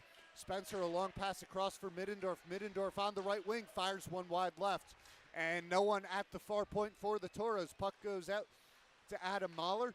Mahler to Middendorf. Middendorf hands to Ian Spencer. Spencer up into the high slot. Back to Middendorf. Shot off the glass. Edwards tried to redirect one in on net. Gets it back to Adam Mahler. Over to Edwards. Edwards fires one in. Deflected out to the far corner where it's now Flaherty loses it. Taken by Ian Spencer at the top of the zone. Spencer shovels one in from long range and blocked back out into the neutral ice. Mahler retreats for the Toros. Has Fleming. Fleming to the stick of Ian Spencer. Spencer, center of the ice across the blue line. Middendorf shot off the post. What a move from Middendorf.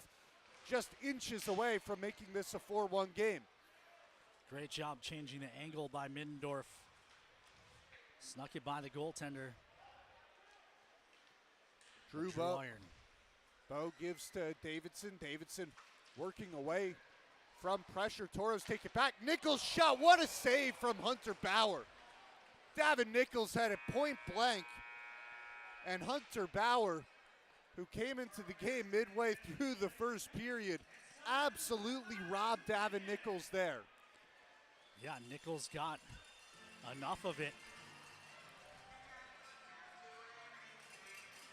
Fired one towards the top half of the net, but the glove able to get there. Taking a look at the main game we're keeping an eye on. Late second in Bizzo, the Bruins trail the Bobcats 2-0. Aberdeen and St. Cloud, second break, they're still tied at 1. That game also has big playoff implications. Yeah, without a doubt. Wings 2 points behind the Norsemen. Wings in 5th place, Norsemen in 4th place. So if the Toros are to take that number 1 spot, then it's those two teams fighting to see who would play the Toros in the first round of the playoffs. I don't know if I have a preference, and Toros have plenty of work to do on their own to have to worry about it.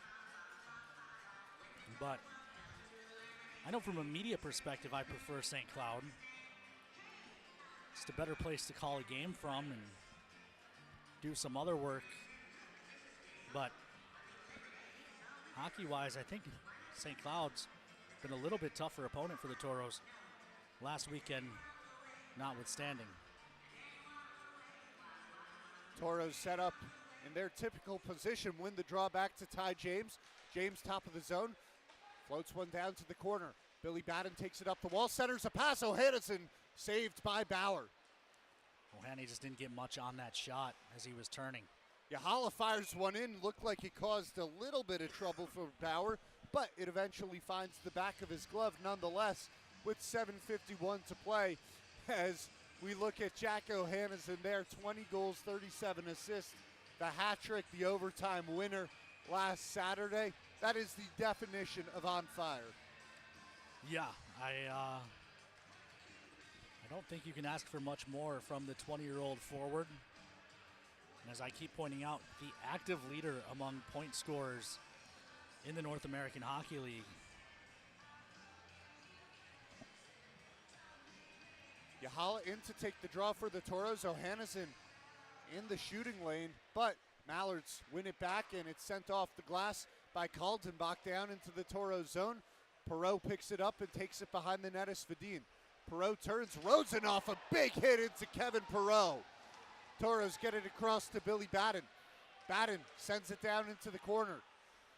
Yahala and Kaltenbach hit once again. Kaltenbach got the better part of that exchange. Batten trying to turn away from Martins.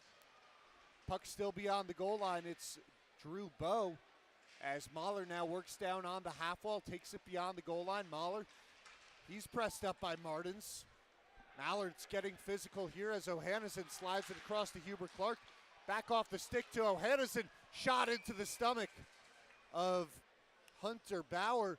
Really good work there between Mahler to just tap it and leave to O'Hannison, who had a good shooting lane from the right wing.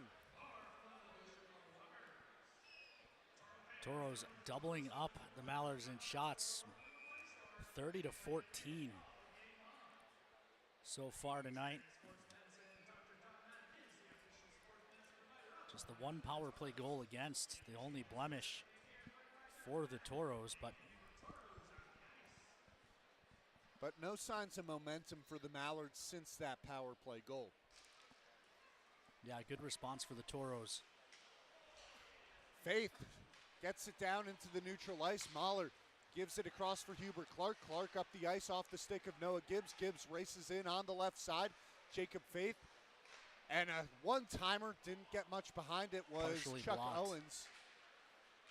Beasley can't find McDonald as Hubert Clark picked his pocket. Clark now in on the left side, working through traffic, but sent away by Deke Davidson. Chuck Owens now able to get it into the corner, sends one through the slot, but turned up to the far point. Now back down on the half wall. Owens leaves it down into the corner where it's swatted around by Faith. Near side, Beasley off the skate of McDonald as Noah Gibbs keeps it in, finds Braden Jockums. Jockums pressed up by Jacob Faith. Jockums works into the crease. Jockums fighting to try and get his second goal of the game.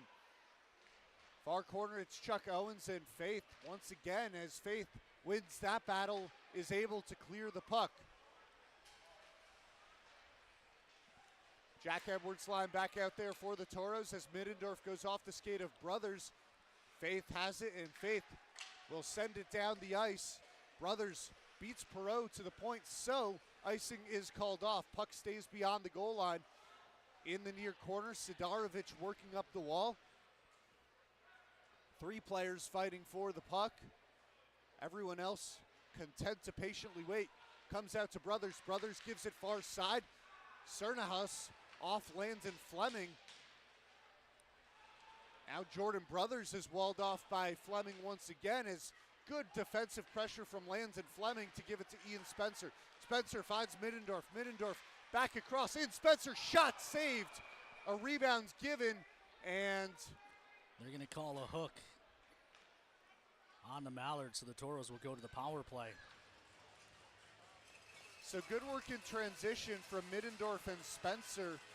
Can't finish off the goal, but it does result in the Toros going to the First Western Bank and Trust power play for the second time this game. 1-for-1 so far tonight.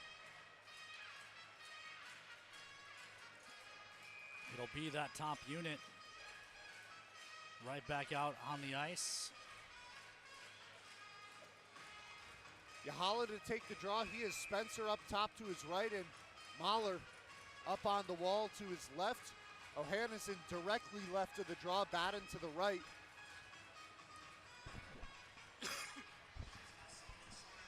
And they'll do it again.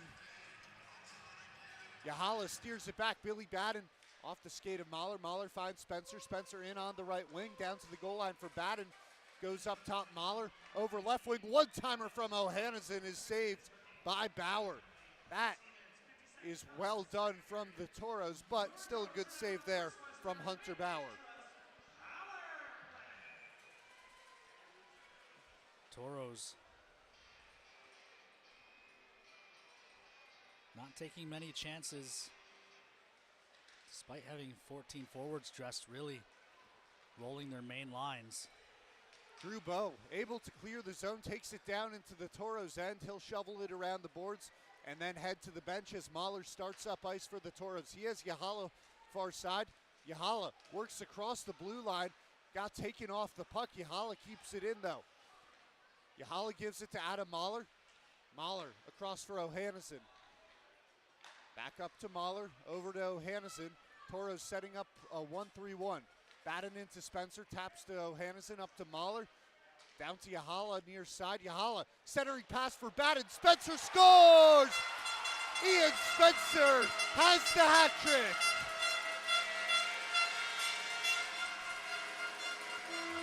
There's and one. Now the hats start flying out onto the ice. The second hat trick of the year for the Toros against the Mallards. Back-to-back games with hat tricks for the Toros. And it comes with 4:18 to go in the second period. So we'll have a slight delay here while they pick up the hats.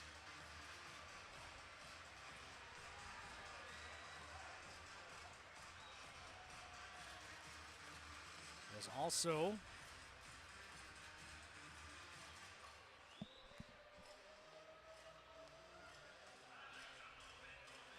well, maybe not.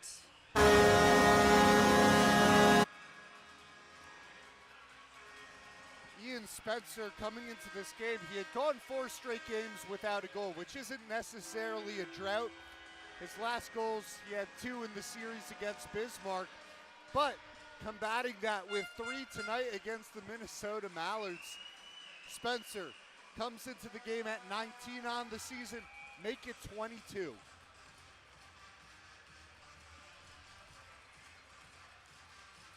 And most importantly, Toros lead back up to 3.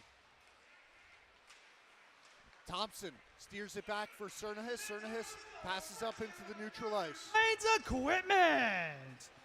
Goal scored by number 23, Ian Spencer. His 22nd of the season. Assisting on the goal, number 10, Jesse Uhala. And number 34, Billy Batten. Time of the goal, 15 minutes, 41 seconds of the second period. Davin Nichols racing up the ice there. Had it poked off his stick by Delpool. Toros take it back. Hubert Clark in the Toros zone. Across for Ty James. James works it up the ice. Ramirez got a stick on it, but sent back by Merrick Thompson. Hubert Clark far side. He'll fire it around the boards. Bauer can't keep it there. Ramirez gets to the puck, gets around Thompson. Faith has it and gets it into the near corner. Jochums is there. He leaves it for Chuck Owens. Owens looks across. Ty James. Shot blocked. Mahler couldn't fire it. Now he does. Saved. And Mahler has it back on the right wing. Looking in for Braden Jochums. Jochums gets around the defender. Backhands one in. Another rebound given. And the Mallards clear the puck. Adam Mahler couldn't keep it on his stick on the first chance. Yeah, he had most of the net to shoot at, just couldn't settle the puck down.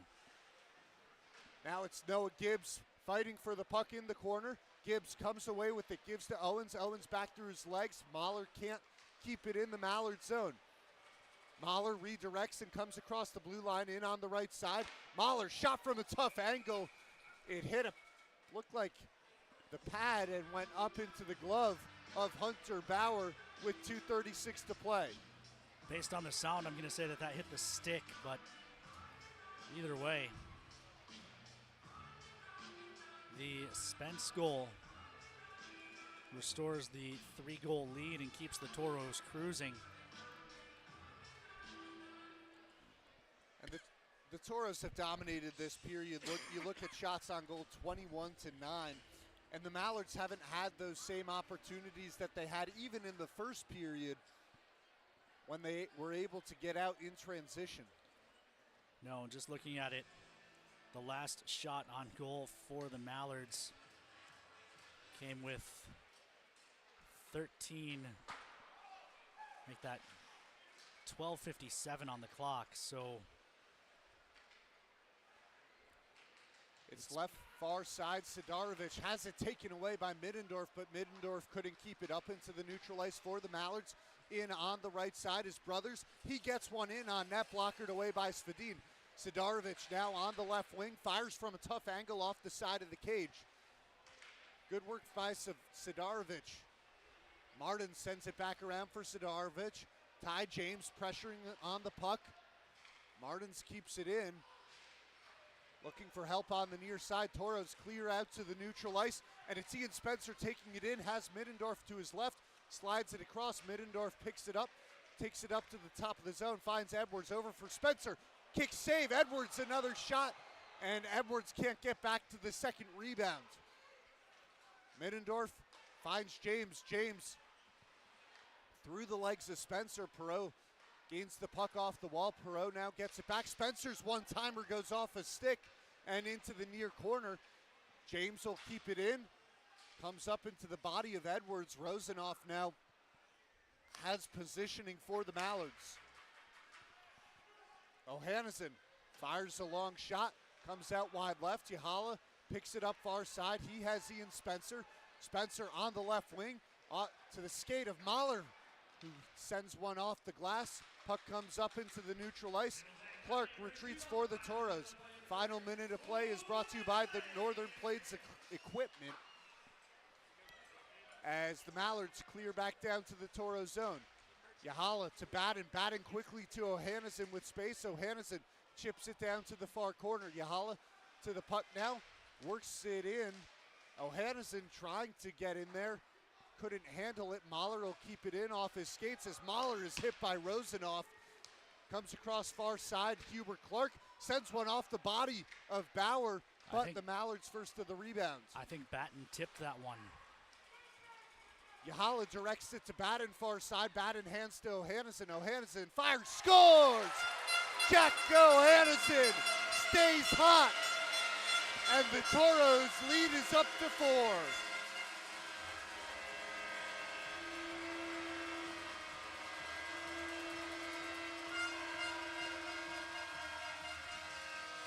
Just an absolute rocket by Ohanneson.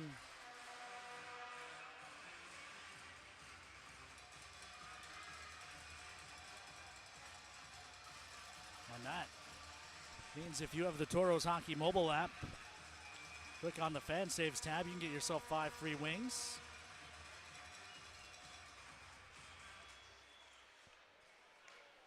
Mallards win the draw back, comes across Cernahouse. Let's go, brought to you by Northern Plains Equipment. Goal scored by number 7, Jack Ohanneson. And with that, time will expire in the second period. Toros end off the second 20 minutes of play with an exclamation mark.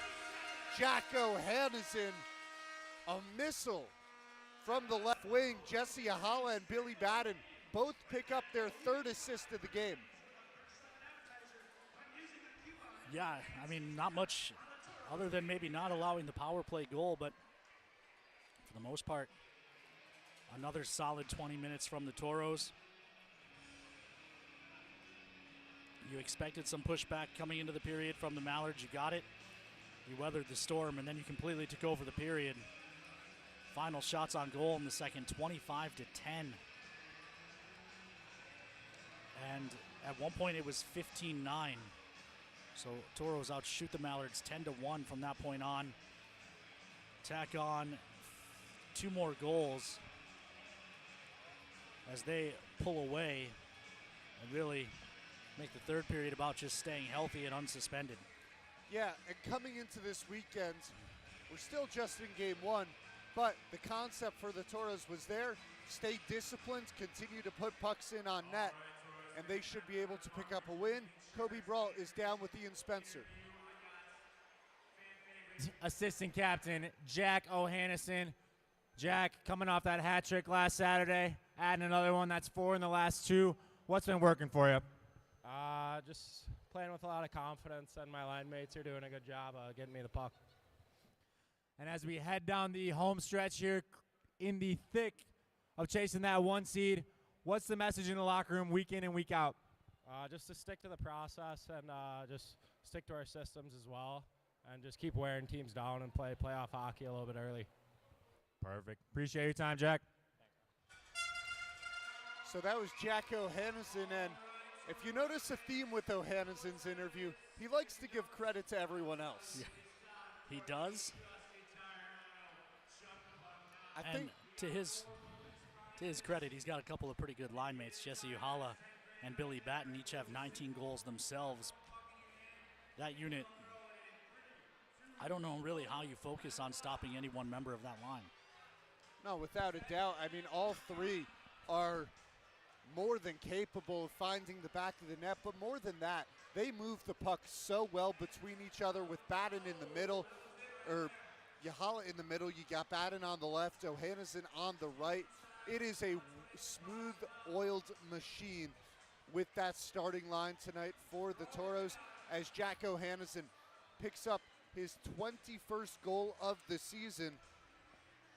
And man, you look coming into this game, Billy Batten 55 points, Yahala 56, and Ohanneson 57. I mean, those numbers are absurd. Yeah, I mean, I started to talk about it a little bit during the first period. Ohanneson already at 20 goals. His line mates Batten and Yohala both sitting on 19. You got to think between now and the end of the season, they're each going to grab one more. Toros are going to have 6 20-goal scorers on this roster. And that'll bring the franchise total to 17 players all time to have a 20-goal season. So over a third of them will be this year. To really, put in perspective what this group of Toros is doing offensively is, we've never seen anything like this in Minot. This kind of depth. We've seen Chase LaPinta, Hunter Long, he had a 71-point season. We've seen individual performances. We had Christian Mose a few years ago become the first Toro to put up 100 career points. Now we've had a couple more, but we have never seen this kind of offensive depth at the high-end level. Last year's team also put up a lot of goals, but it was everybody, right? You didn't have, obviously you had O'Hannison who had 29, I believe, but you didn't have two lines like the Spencer Small Middendorf line and this O'Hannison Yohala Batten line where every single player is putting the puck in the net. And I think what the key is when you get to the playoffs, the other thing is those two lines are going to be on the ice for a little bit more time. They're going to pick up an extra couple of shifts each game, and that really could pay dividends. We talk about those two lines. I think it's really important for this Toros second unit to get going. That's the Owens-Gibbs-Jochums unit. They scored tonight. It was Braden Jochums. Hadn't scored the past 3 games. If you get that unit going and you have 1, 2, 3, the Toros offensively would be looking pretty unstoppable. Yeah, you look at that group. Excuse me. Jochums comes from the WHL. Noah Gibbs, a third-year NA player who had 40 points a year ago with the Janesville Jets, so you know he's got it in him as well to produce some offense. 14 points coming into the Toros when he was with Janesville. 1 goal, 5 assists through 16 games. Certainly not a bad production rate as a Toro either. So you look, if that group, as you said, can get clicking. The Toros, we knew that either way this group is going to be very dangerous in the playoffs. A big part of that, we've talked a lot about the offense, but let's not forget Lucas Swedin. He's allowed 1 on 15 tonight and a couple of down Fridays for him the last couple weeks, but before that was arguably, and probably still is arguably, the best goaltender in this league. Yeah, without a doubt, and Svedin's numbers show that, right? He's had a couple of bad weeks, and his save percentage is .943, still second in the league, down from .950. That's what it was at, 95% for Lucas Svedin, down just a couple of ticks from there, giving up 1.68 goals per game. That's 4th in the league, and coming third into active, this, Jack Spicer, who was with Lone Star, no longer with them, so of goalies still in the league. He's 3rd in goals against average, and as you mentioned, 2nd in save percentage.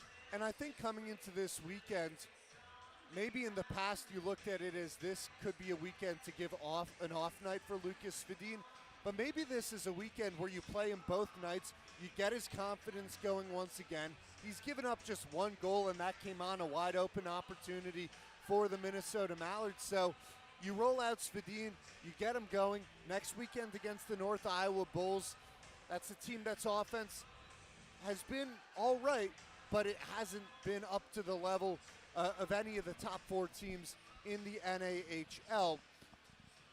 As we hit the Four Bears Casino and Lodge intermission report. So we'll send you out to a break. When we come back, we'll have highlights from the second period between the Toros and the Mallards. Toros up 5-1. Stay tuned. Essentially, concourse measured by 36 Washington, D.C. number, all of our passengers, exit 860 yards, downstairs, opposite 0. If you are going to Washington, please don't measure right. 536, please make way to 860.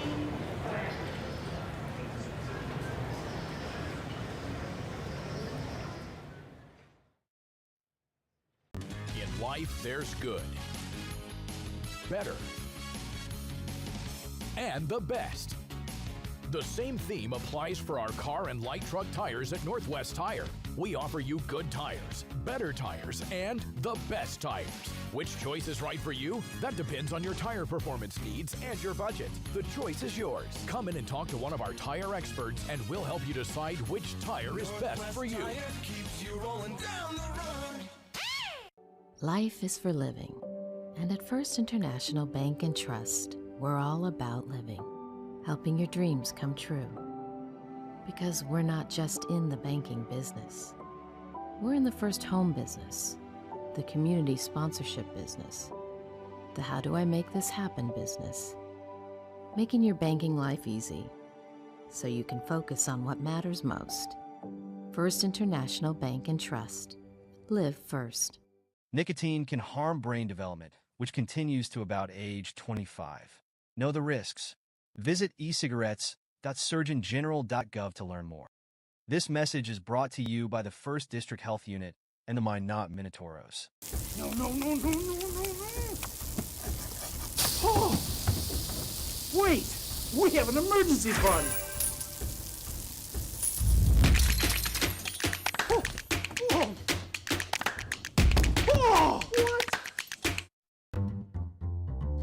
A state-of-the-art hospital and medical office building built with you in mind. The new healthcare campus and medical district, now open in Minot. Trinity Health, making more possible. I think we have some pickles downstairs.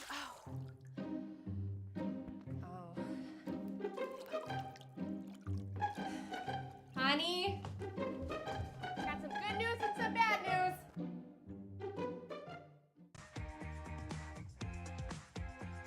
At Northwest Tire, we have tires for everyone.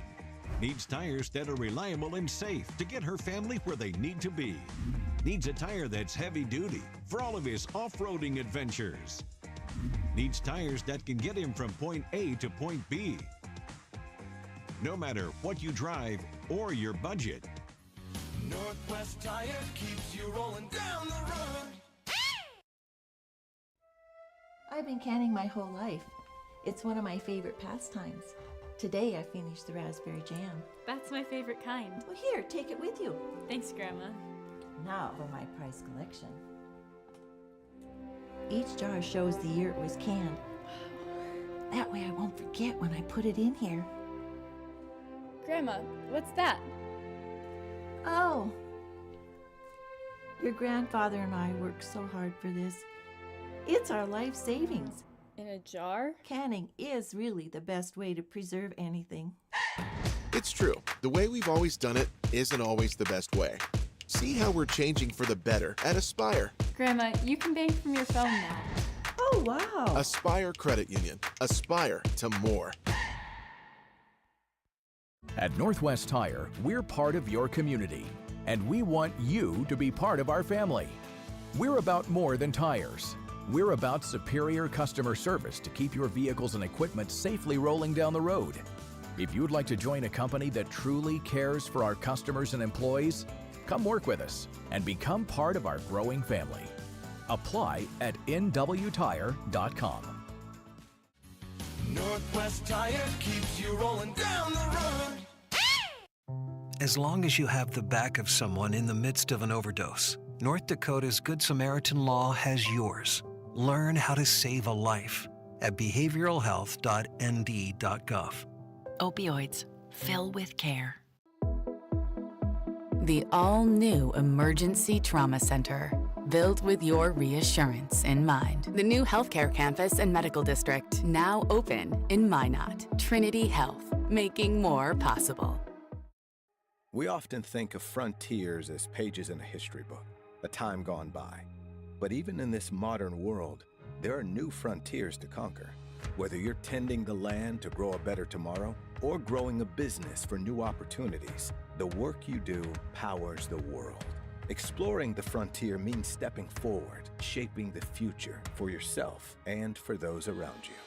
First International Bank and Trust, helping you live first, one step at a time. What is binge drinking? 5 drinks in 2 hours for men. 4 drinks in 2 hours for women. Know your drink, know your limit. Learn more at speakvolumes.nd.gov.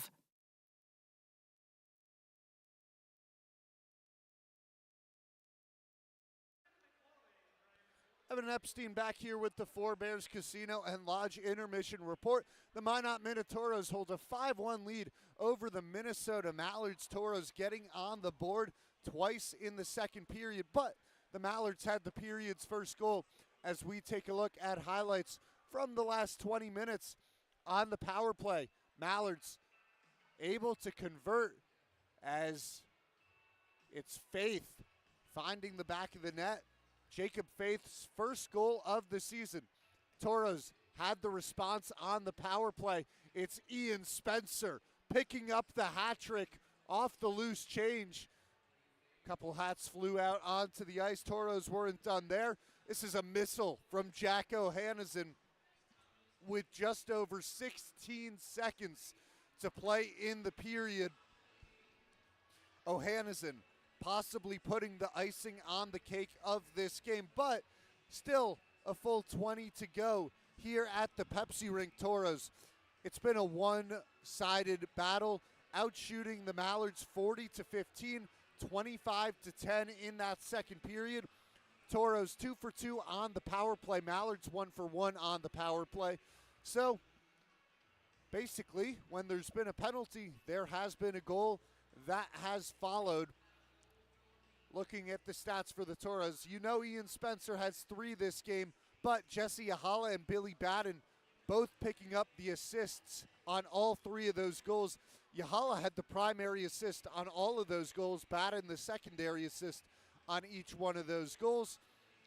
Braden Jockums scoring earlier in the first period. Chuck Owens and Noah Gibbs assisting. And so that gives the Toros a 5-1 lead. As we take an updated look at scores around the NAHL, Danbury Hat-Tricks finishing off a 3-2 overtime win against the Maryland Black Bears. Philadelphia Rebels won 3-2 in overtime over the New Hampshire Mountain Kings. Johnstown Tomahawks 4-3 victory over the Elmira Aviators. Maine Nordiques up 3-0. Make that a final. Maine Nordiques a 3-0 win over the New Jersey Titans.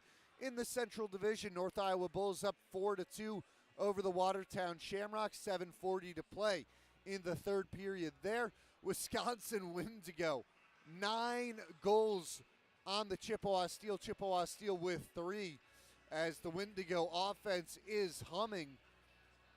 El Paso Rhinos and Oklahoma Warriors tied up at 2, 10:40 to play in the third period there.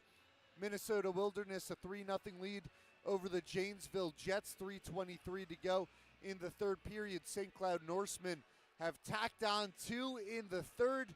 They're up 3-1, 13 minutes to play at the Odie in Aberdeen. So the Norsemen look like they're going to put a little more cushion between themselves and the Wings. That'll give them 4 points of separation.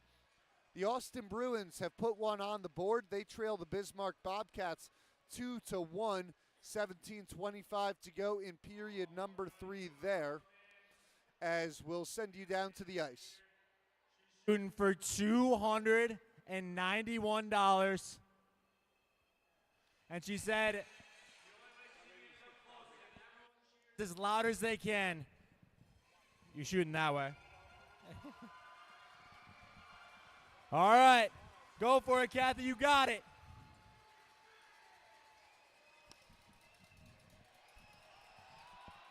Oh, that was right on it. Yeah, a little. There we go. $145 on this one. Kathy, same thing as last time, just a little bit further to the left. All right. No worries. We got one more shot. $72. The reason that one went wide right is because you guys did not cheer loud enough. Let's go.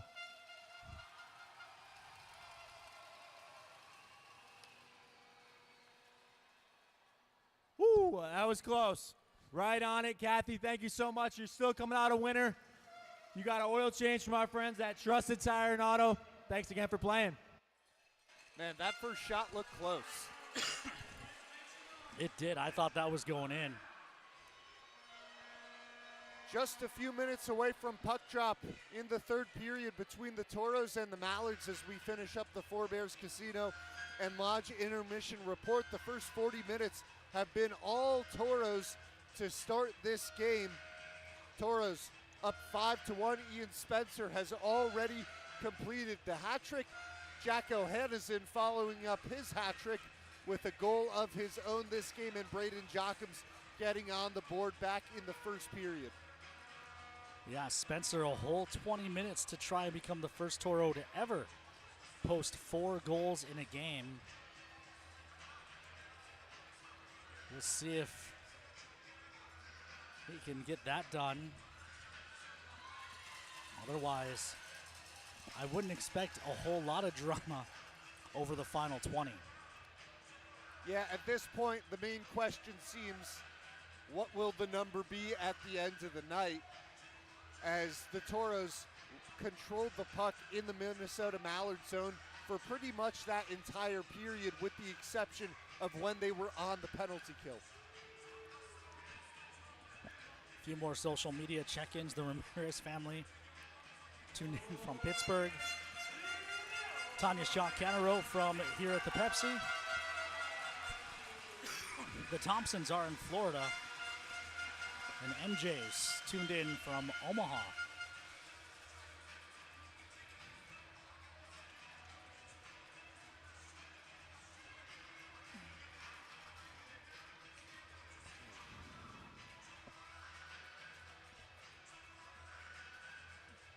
And the key for the Toros here is just to keep up the pressure, right? Keep the puck down in the Minnesota Mallard zone. Try and make this an easy 20 minutes for Lucas Svedin. Really, they don't care about the final score, but you want to just keep the pressure in the Mallard zone and prevent them from building any momentum going into tomorrow's game. For sure, you know, this Toros team, after a couple of rough weekends, could use a bit of a laugher tonight. But you're right, you don't want the weekend to turn into another tight battle tomorrow Madden night. takes it away. Yahala shot blocker save from Braun. Yahala has it back, fires that one wide. Comes up far side, Adam Mahler. Mahler's shot was blocked. Mallards able to get the puck. Mahler takes it right back. He has Yahala. Yahala shot into the glove of Hunter Bauer. 26 seconds into the third period. Toros pick up right where they left off. They get the turnover in the Mallard zone and get a couple of chances on net. Bauer, a couple of good saves as well, though. Let's not overlook his performance coming in relief. After Spaniolo allowed 3 on 13, he stopped 26 of 28. Tavin James in the game. He's making his Toros debut. He's one of the 6 defensemen. Well, he's actually a forward. He's listed as right defense, but that shows you where the Toros are at as Spencer slides one wide left. That was just a line chart format issue. They didn't have space for 14 forwards on the line chart. So he was listed as a defenseman, but he is a forward. Spencer has it on the half wall, leaves it down in the corner, tried to find Middendorf, but it's redirected by Jack Martins. Comes back around far side for Kaltenbach. Kaltenbach chips it up. James is hit after he sent it around the boards, and now James getting a little chippy with Ethan Rosenoff, dumped in by Delpool. Svedin grabs the puck and steers it over for Kevin Perreault. Perreault up to Gibbs as Gibbs comes into the neutral ice. Gibbs chips it down into the near corner, back on the puck, gives to Chuck Owens. Owens flips up to Perreault, who sends it around the boards. Far side is Jockums. Jockums walled off by Rosenoff. Rosenoff gets the puck up the ice, goes into the Mallards bench with 18 minutes and 20 seconds to play. So they're going to bring the draw back down to the Mallard zone. That was the third or fourth big hit by Rosenoff. He also extended his arms as he went by Swedin behind the Toro net, didn't connect, but certainly was attempting to. Those hits have been into the chest of Toro's players, though. They've all been definitely clean hits. Something the Toros to keep an eye on. Comes across for Flaherty. Flaherty floats one up. Might have hit Kevin Perot, or might have just gone a little loose there from Ryan Flaherty. Nonetheless, drop will now come in the Toro zone with 18:12 to play in the third period. Only one shot on goal so far in the first minute, 38.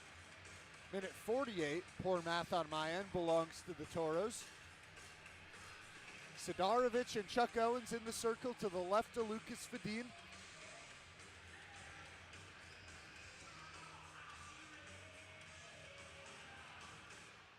And it stays on the dot, comes out to the near half wall. Chuck Owens gets it to Noah Gibbs. Gibbs has Jockums to his right. Jockums in up the wall, spins, but Sidarovich is there. Adam Mahler now keeps it in on his skates, and it's quickly taken right back by Sidarovich. Sidarovich moving up the far side, turned away by Hubert Clark. Mahler in the Toro zone, up to Gibbs in the neutral ice. Gibbs moves across the blue line, and he'll float it around the boards. Beasley has space far side as Gibbs line, got to change in. Comes up into the neutral ice. Flaherty can't get around Dane Ramirez, and Cernahouse was looking to send it into the far corner. Found Sabulis. Sabulis now turns it over, taken right back by Adam Mahler. Up for Davin Nichols. Nichols whiffs there, but he gets it back to Landon Fleming off the stick of Ramirez and up into the crowd with 17-19 to play in the third period.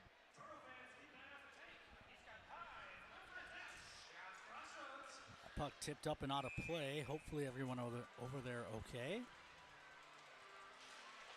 Drop in the neutral ice, comes back for Landon Fleming. Fleming across Ty James. James fires one in just right of the net. Bauer thought about falling on it. He doesn't. James far side now. Finds Nichols. Nichols floats one in.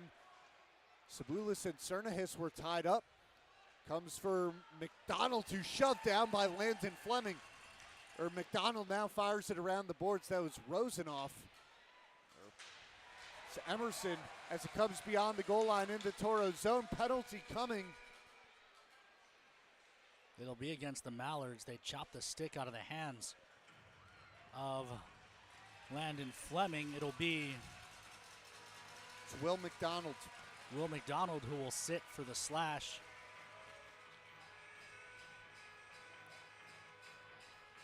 Toros 2 for 2 on the power play so far this game. Ian Spencer with both of the power play goals.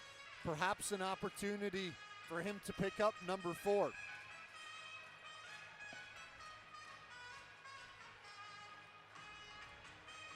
Toros 2 for 2 on, well, and the Minnesota Mallards also 1 for 1 on the power play. So all three opportunities between both sides have resulted in a goal. Comes back behind the goal line in the Mallard zone. Ian Spencer keeps it in far point. Spencer gets it down, but it's quickly cleared. Svedin will play it. It's left for Adam Mahler, and Mahler starts up ice. Gives to Yahala. Yahala off the skate of Eli Bailey. Spencer takes it back. Spencer back into the Toro zone. Has Baden up in the Mallard zone. Baden gives to Yahala. Yahala down to the goal line. Yahala wraps around. Looks up, finds Adam Mahler, drops it back to Yahala, over for Ohanesen. Ohanesen takes it to the center of the ice and hands it off to Mahler, over to Yahala. Backdoor Ohanesen shot comes up off the glass and all the way down the ice where Lucas Svedin is far away from his crease to leave it for Adam Mahler. Mahler takes a short journey around the Toro zone and gives it back to Ty James as he heads for the bench. Second power play unit out for the Toros as Middendorf starts up ice. Middendorf in the neutral ice far side, quickly across the blue line. Puck gets left up for Ty James. Fleming top of the zone gives back to James down to the half wall for Gibbs as they slide it around. Landon Fleming fires a shot from long distance, found the glove of Hunter Bauer with 15:28 to go in the third. 41 seconds remain on the first Western Bank and Trust power play. Toros getting decent puck movement. showing off their creativity. Jack Edwards will come in to take the draw. Usually it's John Small out with this unit, but Small serving his 1-game suspension. And Middendorf taps it back to Fleming. Fleming across the blue line for Ty James. James sends it down the wall for Gibbs. Down beyond the goal line, it's Jack Edwards. Edwards moves the puck up the ice for Middendorf. Plays it across to Ty James, back down to Gibbs. Gibbs back to James. Now it's Fleming. Middendorf passes on the one-timer, steers it over to the center of the ice, hands it off to Landon Fleming. 14 seconds remain on the power play. James down for Gibbs. Gibbs skates in, gives to Jack Edwards. Edwards takes it back out to the far corner. Landon Fleming has it back far side. Ty James over to Gavin Middendorf, walks in, shot, score! Gavin Middendorf, his 3rd straight game with the goal, and the Toros tack on one more. It's 6-1.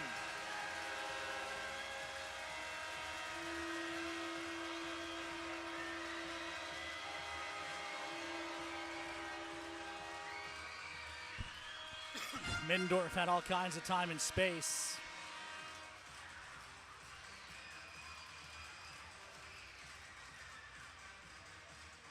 Able to skate in and pick his spot. Picks up his 27th of the season. Make that 26th of the season. And by technicality, Will McDonald had just come out of the box, so it will not go down as a power play goal as Billy Batten's pass finds Kaldenbach. And goal scored by number 17, Gavin Middendorf, his 26th of the season. Assisting on the goal, number 77, Landon Fleming, and number 2, Ty James. Time of the goal, 5 minutes, 15 seconds. Jesse Holla down in the Toro zone, sends a long pass up looking for Ohanneson. Ohanneson gets there first, so icing's called off as Martins steers it up the near side. Toros get it back down. Batten was looking for a chop back up to Hubert Clark. Clark finds Yahala. Yahala working on the left wing, shot, but right into the glove of Hunter Bauer. Yahala with a clear shooting lane there. Yeah, it's been all Toros again this period. Shots now 4-1. I'll be honest, I don't really remember the attempt at Lucas, which probably wasn't a particularly trying one. I think it was just a puck floated in that Lucas I think it was a dump in with the blocker. Perot now at the near point. He fires it around the boards, comes around for Braden Jockums. Jockums on the half wall looking down into the corner. Turned it over. Gibbs takes it right back. Gibbs tied up in his skates with Sidarovich. And Gibbs able to come away with the puck. Shot is tipped up into the netting with 13:33 to play in the 3rd period. Shots 45-16.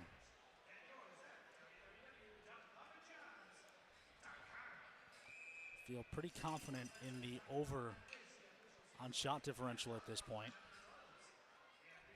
You took the words out of my mouth. It would take nothing short of a miracle for that not to hit, as it's moved up to Flaherty. Flaherty has it picked off by Noah Gibbs. Gibbs keeps it on the blue line, but Thompson clears back into the neutral ice. Gibbs shovels it down into the Mallard zone where it's taken out by Merrick Thompson.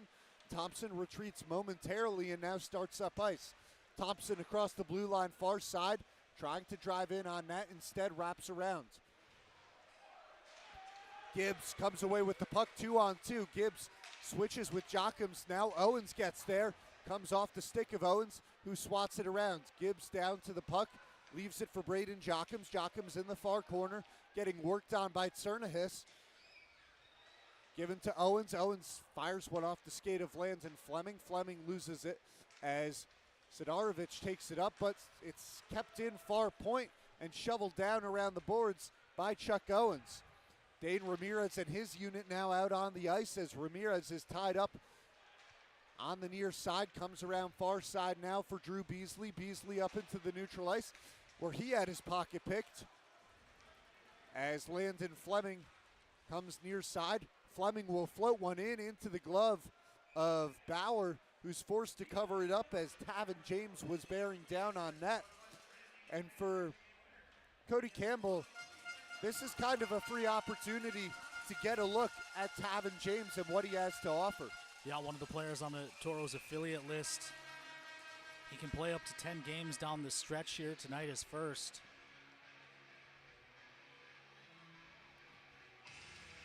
And it will be Tavin James to take the face-off here to the right of Bauer.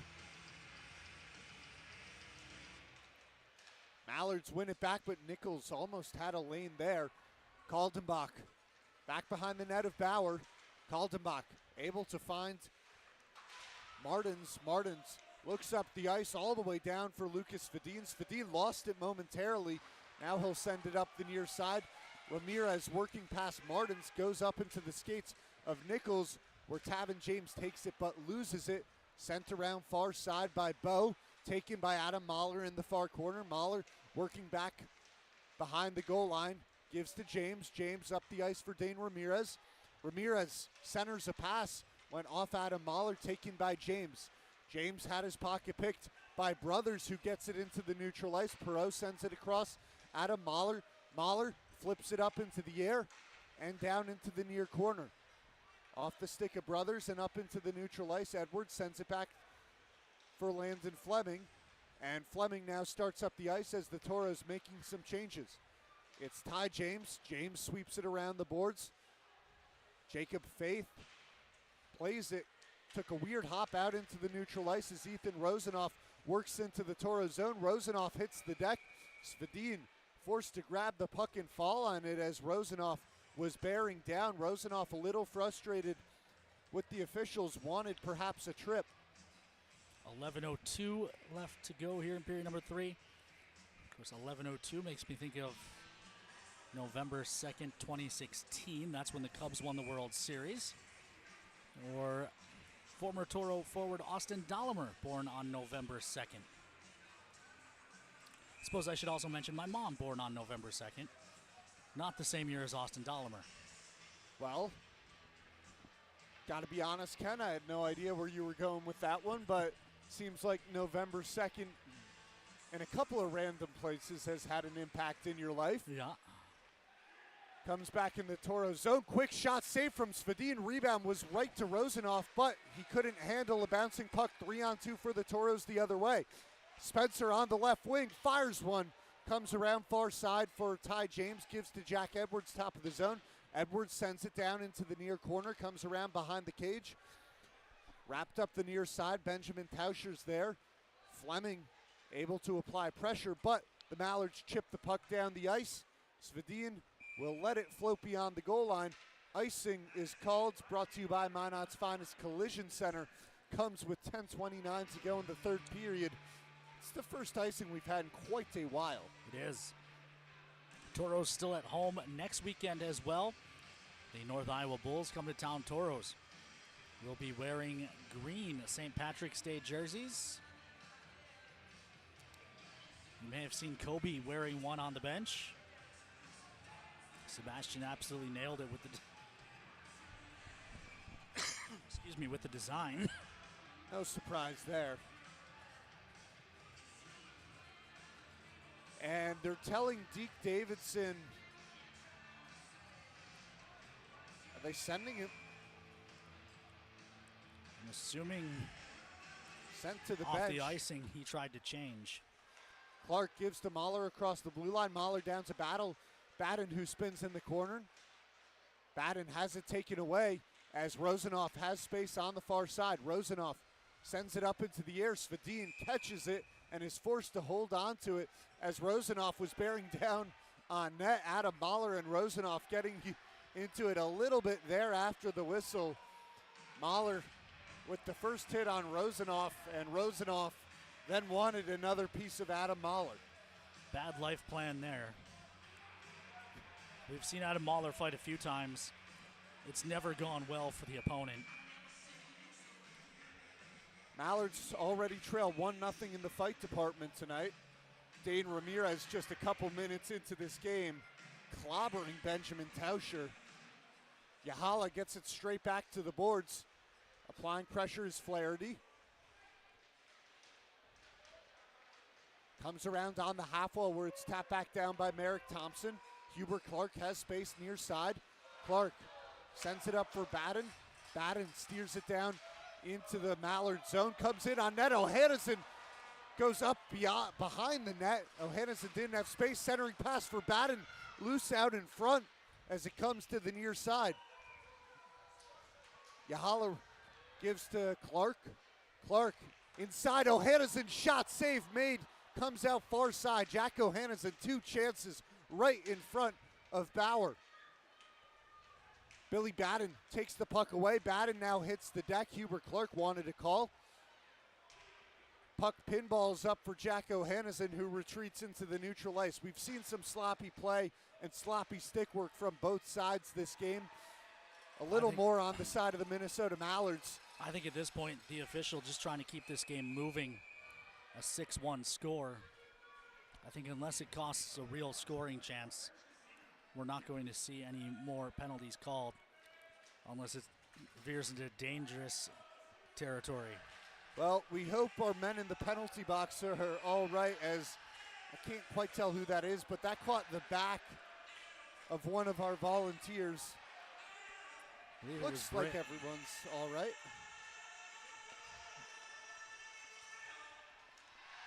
Owens gets it back for Perreault. Perreault down for Parker Newman. Newman sends one off the glass. Ty James fires one wide left. Comes up near side for Kevin Perreault. Perreault can't get it on his stick. 1-on-1 now, possibly a 2-on-1. Sent in, and Toros eventually come away with the puck. It's Ty James. James up into the neutral ice. Gets around Martins. James down into the corner. Centers a pass looking for Newman. Cleared out to the far wall. Big hit from Ty James up into Eli Bailey. Martins up onto the stick of Bailey. Bailey has it poked back by Noah Gibbs.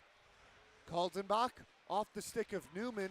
Still finds Brothers. Brothers leaves it as Chuck Owens takes it back for the Toros. It's over for Landon Fleming. Fleming retreats in the Toro zone.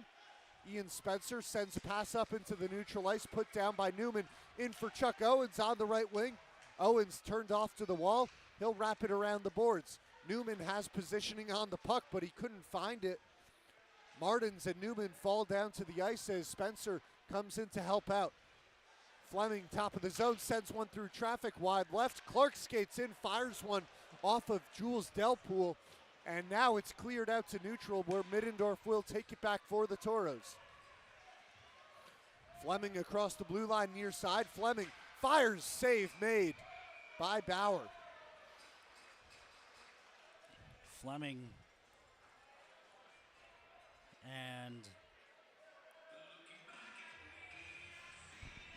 Spencer had a nifty little 2-man play. Spence trying to provide a screen. Didn't work. As we've hit the media timeout.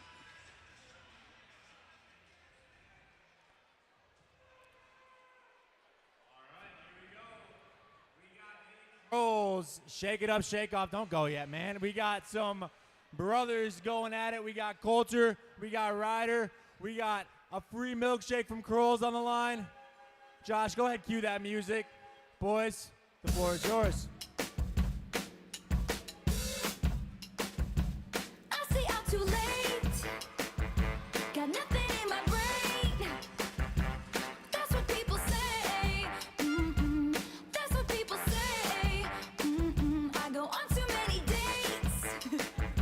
But I All right. That was some expert world-class dancing here from these two brothers. Fans, it's up to you guys. Who thinks Coulter's the winner? Who thinks Ryder's the winner? It was close, but I think Ryder got it done. Ryder, you got yourself a free milkshake from Kroll's Diner. Thank you both for playing. Back here from the Pepsi rink with 7:37 to play. Toros up 6-1 over the Minnesota Mallards. Draw sent back around the boards by the Mallards. Drew Beasley on the puck, hands it off, and it's quickly dumped around the boards. Svedin grabs it. He sends it high up off the wall. Now trapped up near side. Perot takes a hack at it. McDonald had it taken back by Ian Spencer, and that will draw the penalty on McDonald as Spencer got swiped in the face. Probably a high stick. Is it a 2 or a 4? 2 minute.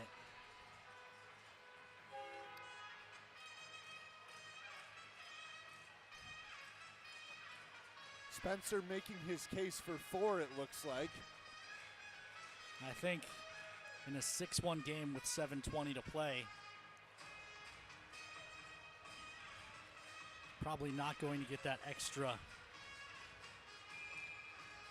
help. That sends the first power play unit back on the ice for the Toros. They've been effective, converting on 2 of 3 power plays so far this game. Mahler across for Spencer. Spencer whiffed there, but goes to Johannesson. Shot comes up high and around for Jesse Yahala.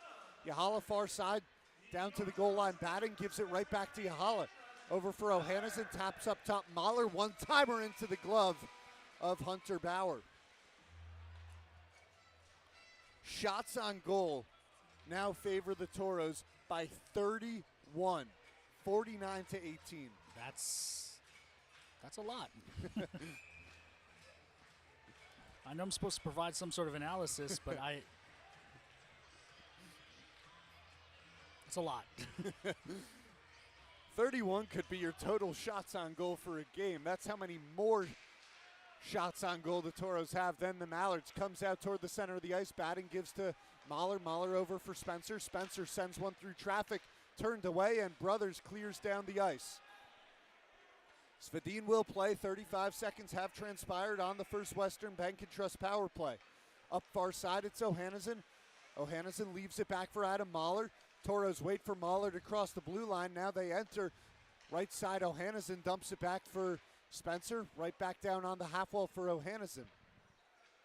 Up top is Mahler, sent it off the skate of Johannesson. Yahala keeps it in. Back to Mahler, goal line. Batten went off his stick and to the back wall. Spencer picks it up. Comes to the top of the zone, back over for Johannesson. Johannesson looking for Ian Spencer. The bumper, and the Mallards able to swat it down the ice.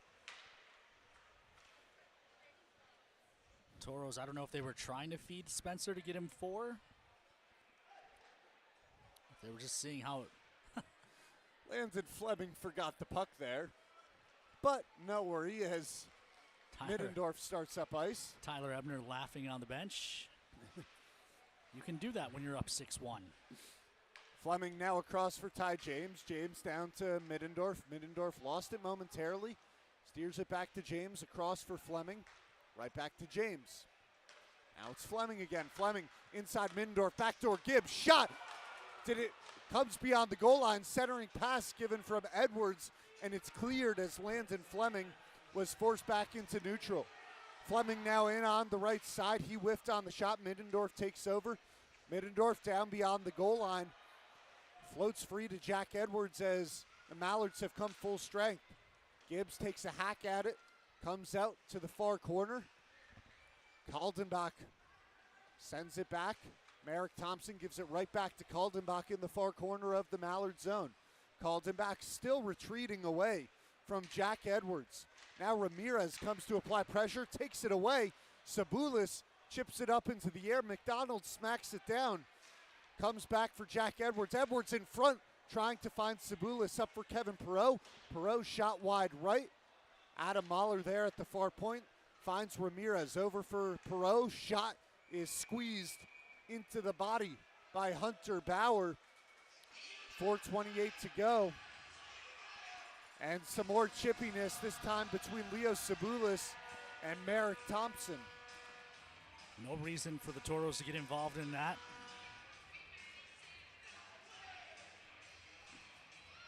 Again, you don't want to end up missing games ahead on the schedule.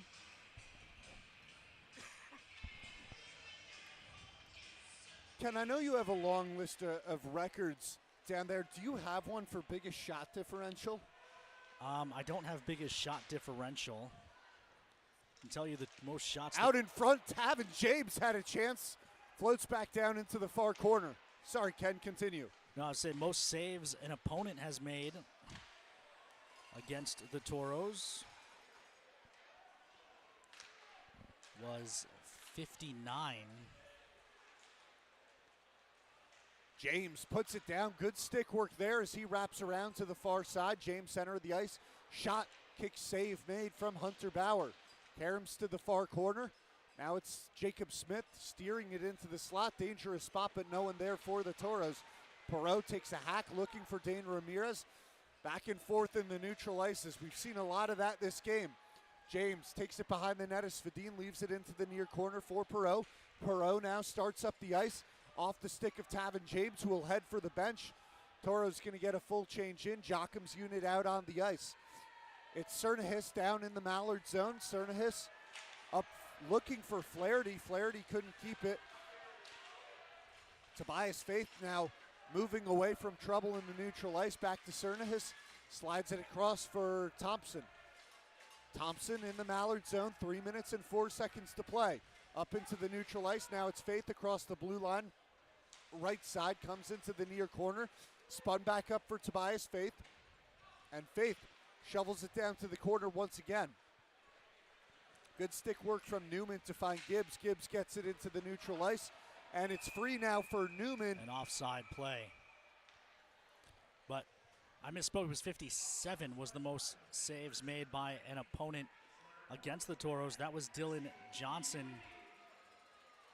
last season on December 16th in a game the Toros outshot the North Iowa Bulls 66-17, and I have a feeling that 49 is the record for shot differential for the Toros, because I can't imagine anything more than that. Seems like a safe bet as the puck rings around far side. Tobias Faith into the skates of Drew Bowe. Bowe unable to keep it. Jochim's pokes it up beyond the blue line, comes back into the neutral ice. Landon Fleming will take his time. Fleming off the wall. It'll come around the boards. Toro's going to make some more changes. Kaldenbach starts up the ice, hits the brakes, given to Nichols out in front. Now it's Sabulis scores!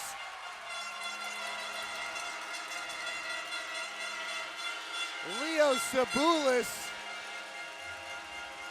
found the loose change from Davin Nichols. The Toros tack on one more with 2:05 to go.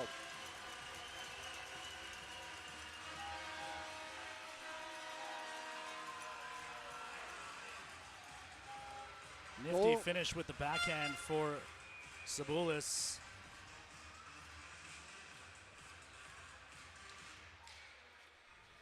Goal number 7 of the season for Sabulis as action continues. To you by Northern Plains Equipment. Goal scored by number 88, Leo Sabulis. His 7th of the season. Assisting on the goal, number 13, Davin Nichols. Time of the goal, 17 minutes, 54 seconds. Adam Mahler fires one on the right wing, comes out wide left up to Hubert Clark, top of the zone.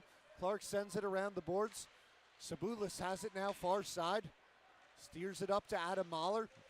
Sabulis jumped out of the way of that one as it rings around to the near side. Dane Ramirez pressed up into the wall. Ramirez and Sabulis fighting for it for the Toros. Comes free to Faith. Faith gets it around far side for Beasley. Off the stick of Nichols, finds McDonald, and McDonald will dump it into the Toro zone. Just 65 seconds remain in period number 3. Final minute of play brought to you by Northern Plains Equipment. Perreault retreats back into the Toro zone. Gives to Hubert Clark. Clark working away from Rosenoff. Gets it up into the neutral ice. And Clark, good work there to get it down into the Mallard zone. Thompson, a big hit into Hubert Clark. That's Jack Edwards. 7 turns into a 1. Tavin James keeps it down in the Mallard zone. Cernahis up for Emerson. Emerson into the neutral ice for Perreault. Left for Parker Newman, just 25 seconds to play as it comes in off the stick of Jack Edwards. Bauer out to greet the puck. Bauer leaves it behind the goal. Tavin James making his presence known. James takes it up the far side. Left down for Jack Edwards, looking for Newman. Perreault out in front, fire save made by Bauer. 7 seconds to play, comes into the neutral ice, and that should just about do it. The Toros pick up a 7-1 victory over the Minnesota Mallards. There was never a doubt in this one. A hat trick for Ian Spencer as the Toros improve to 36-11-1 on the season. Strong finish for the Toros.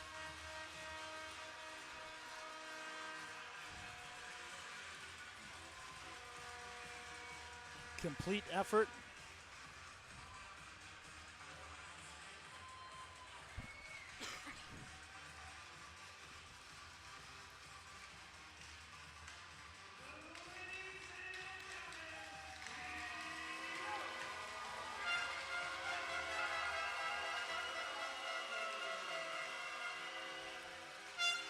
Not much to complain about tonight if you're a Toros fan. No real nit you can pick. 3 in the first period.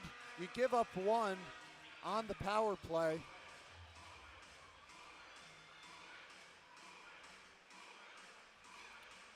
And then the Toros come right back. A hat trick for Ian Spencer. The game after O'Hanneson had a hat trick.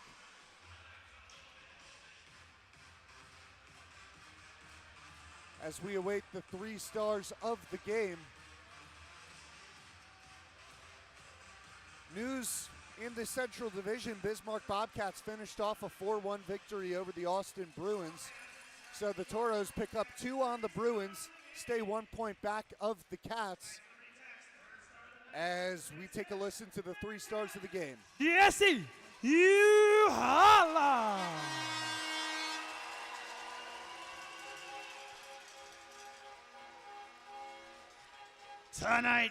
Tonight's Liberty Tax second star of the night with also 3 assists. Number 34, Billy Batten.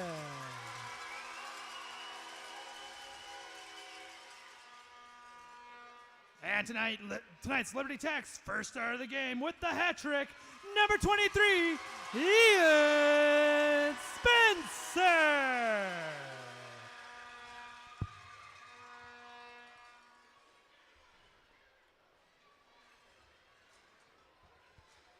All right, Toro fans, I'm here with the man, the myth, the legend, Ian Spencer. Spence, hat trick tonight. This offense, top 5 in the league in pretty much every single statistical category. What do you think is the biggest contributor to the success on the offensive side of the ice? You know, I think it starts with doing the right things in practice, and the rest comes during the games. And it's been working out so far, but we got a lot left, a lot of work to do. Couldn't have said it better myself, man. Ladies and gentlemen, Ian Spencer. Toros 7-1 victory over the Mallards. No surprise there from the 3 stars. Batten and Yahala, the 3 assists. Spencer, the hat trick. As we'll take you through the highlights tonight. Well, this one was a fiery start to the game.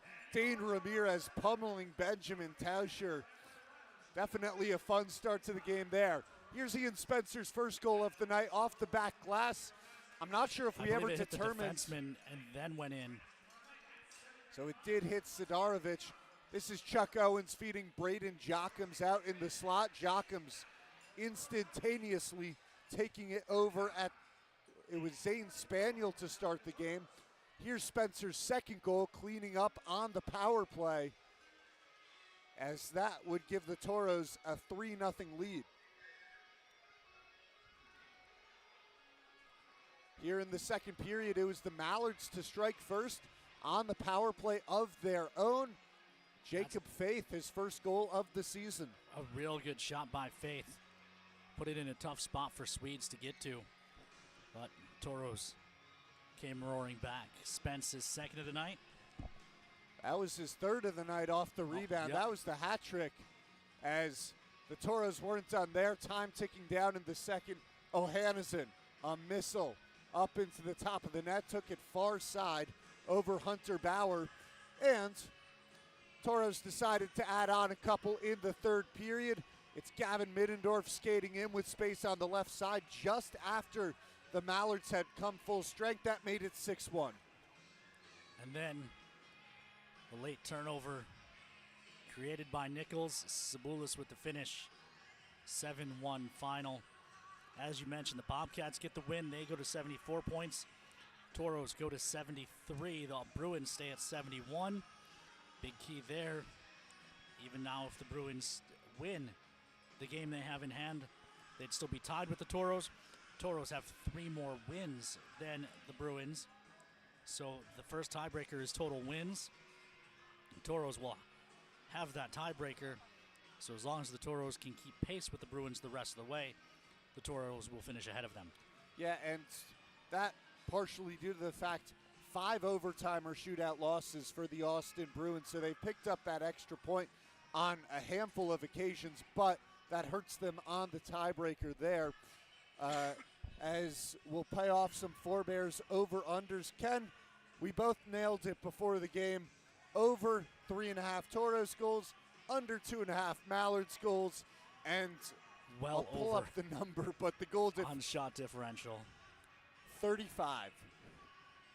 We owe the fans a winner on that one.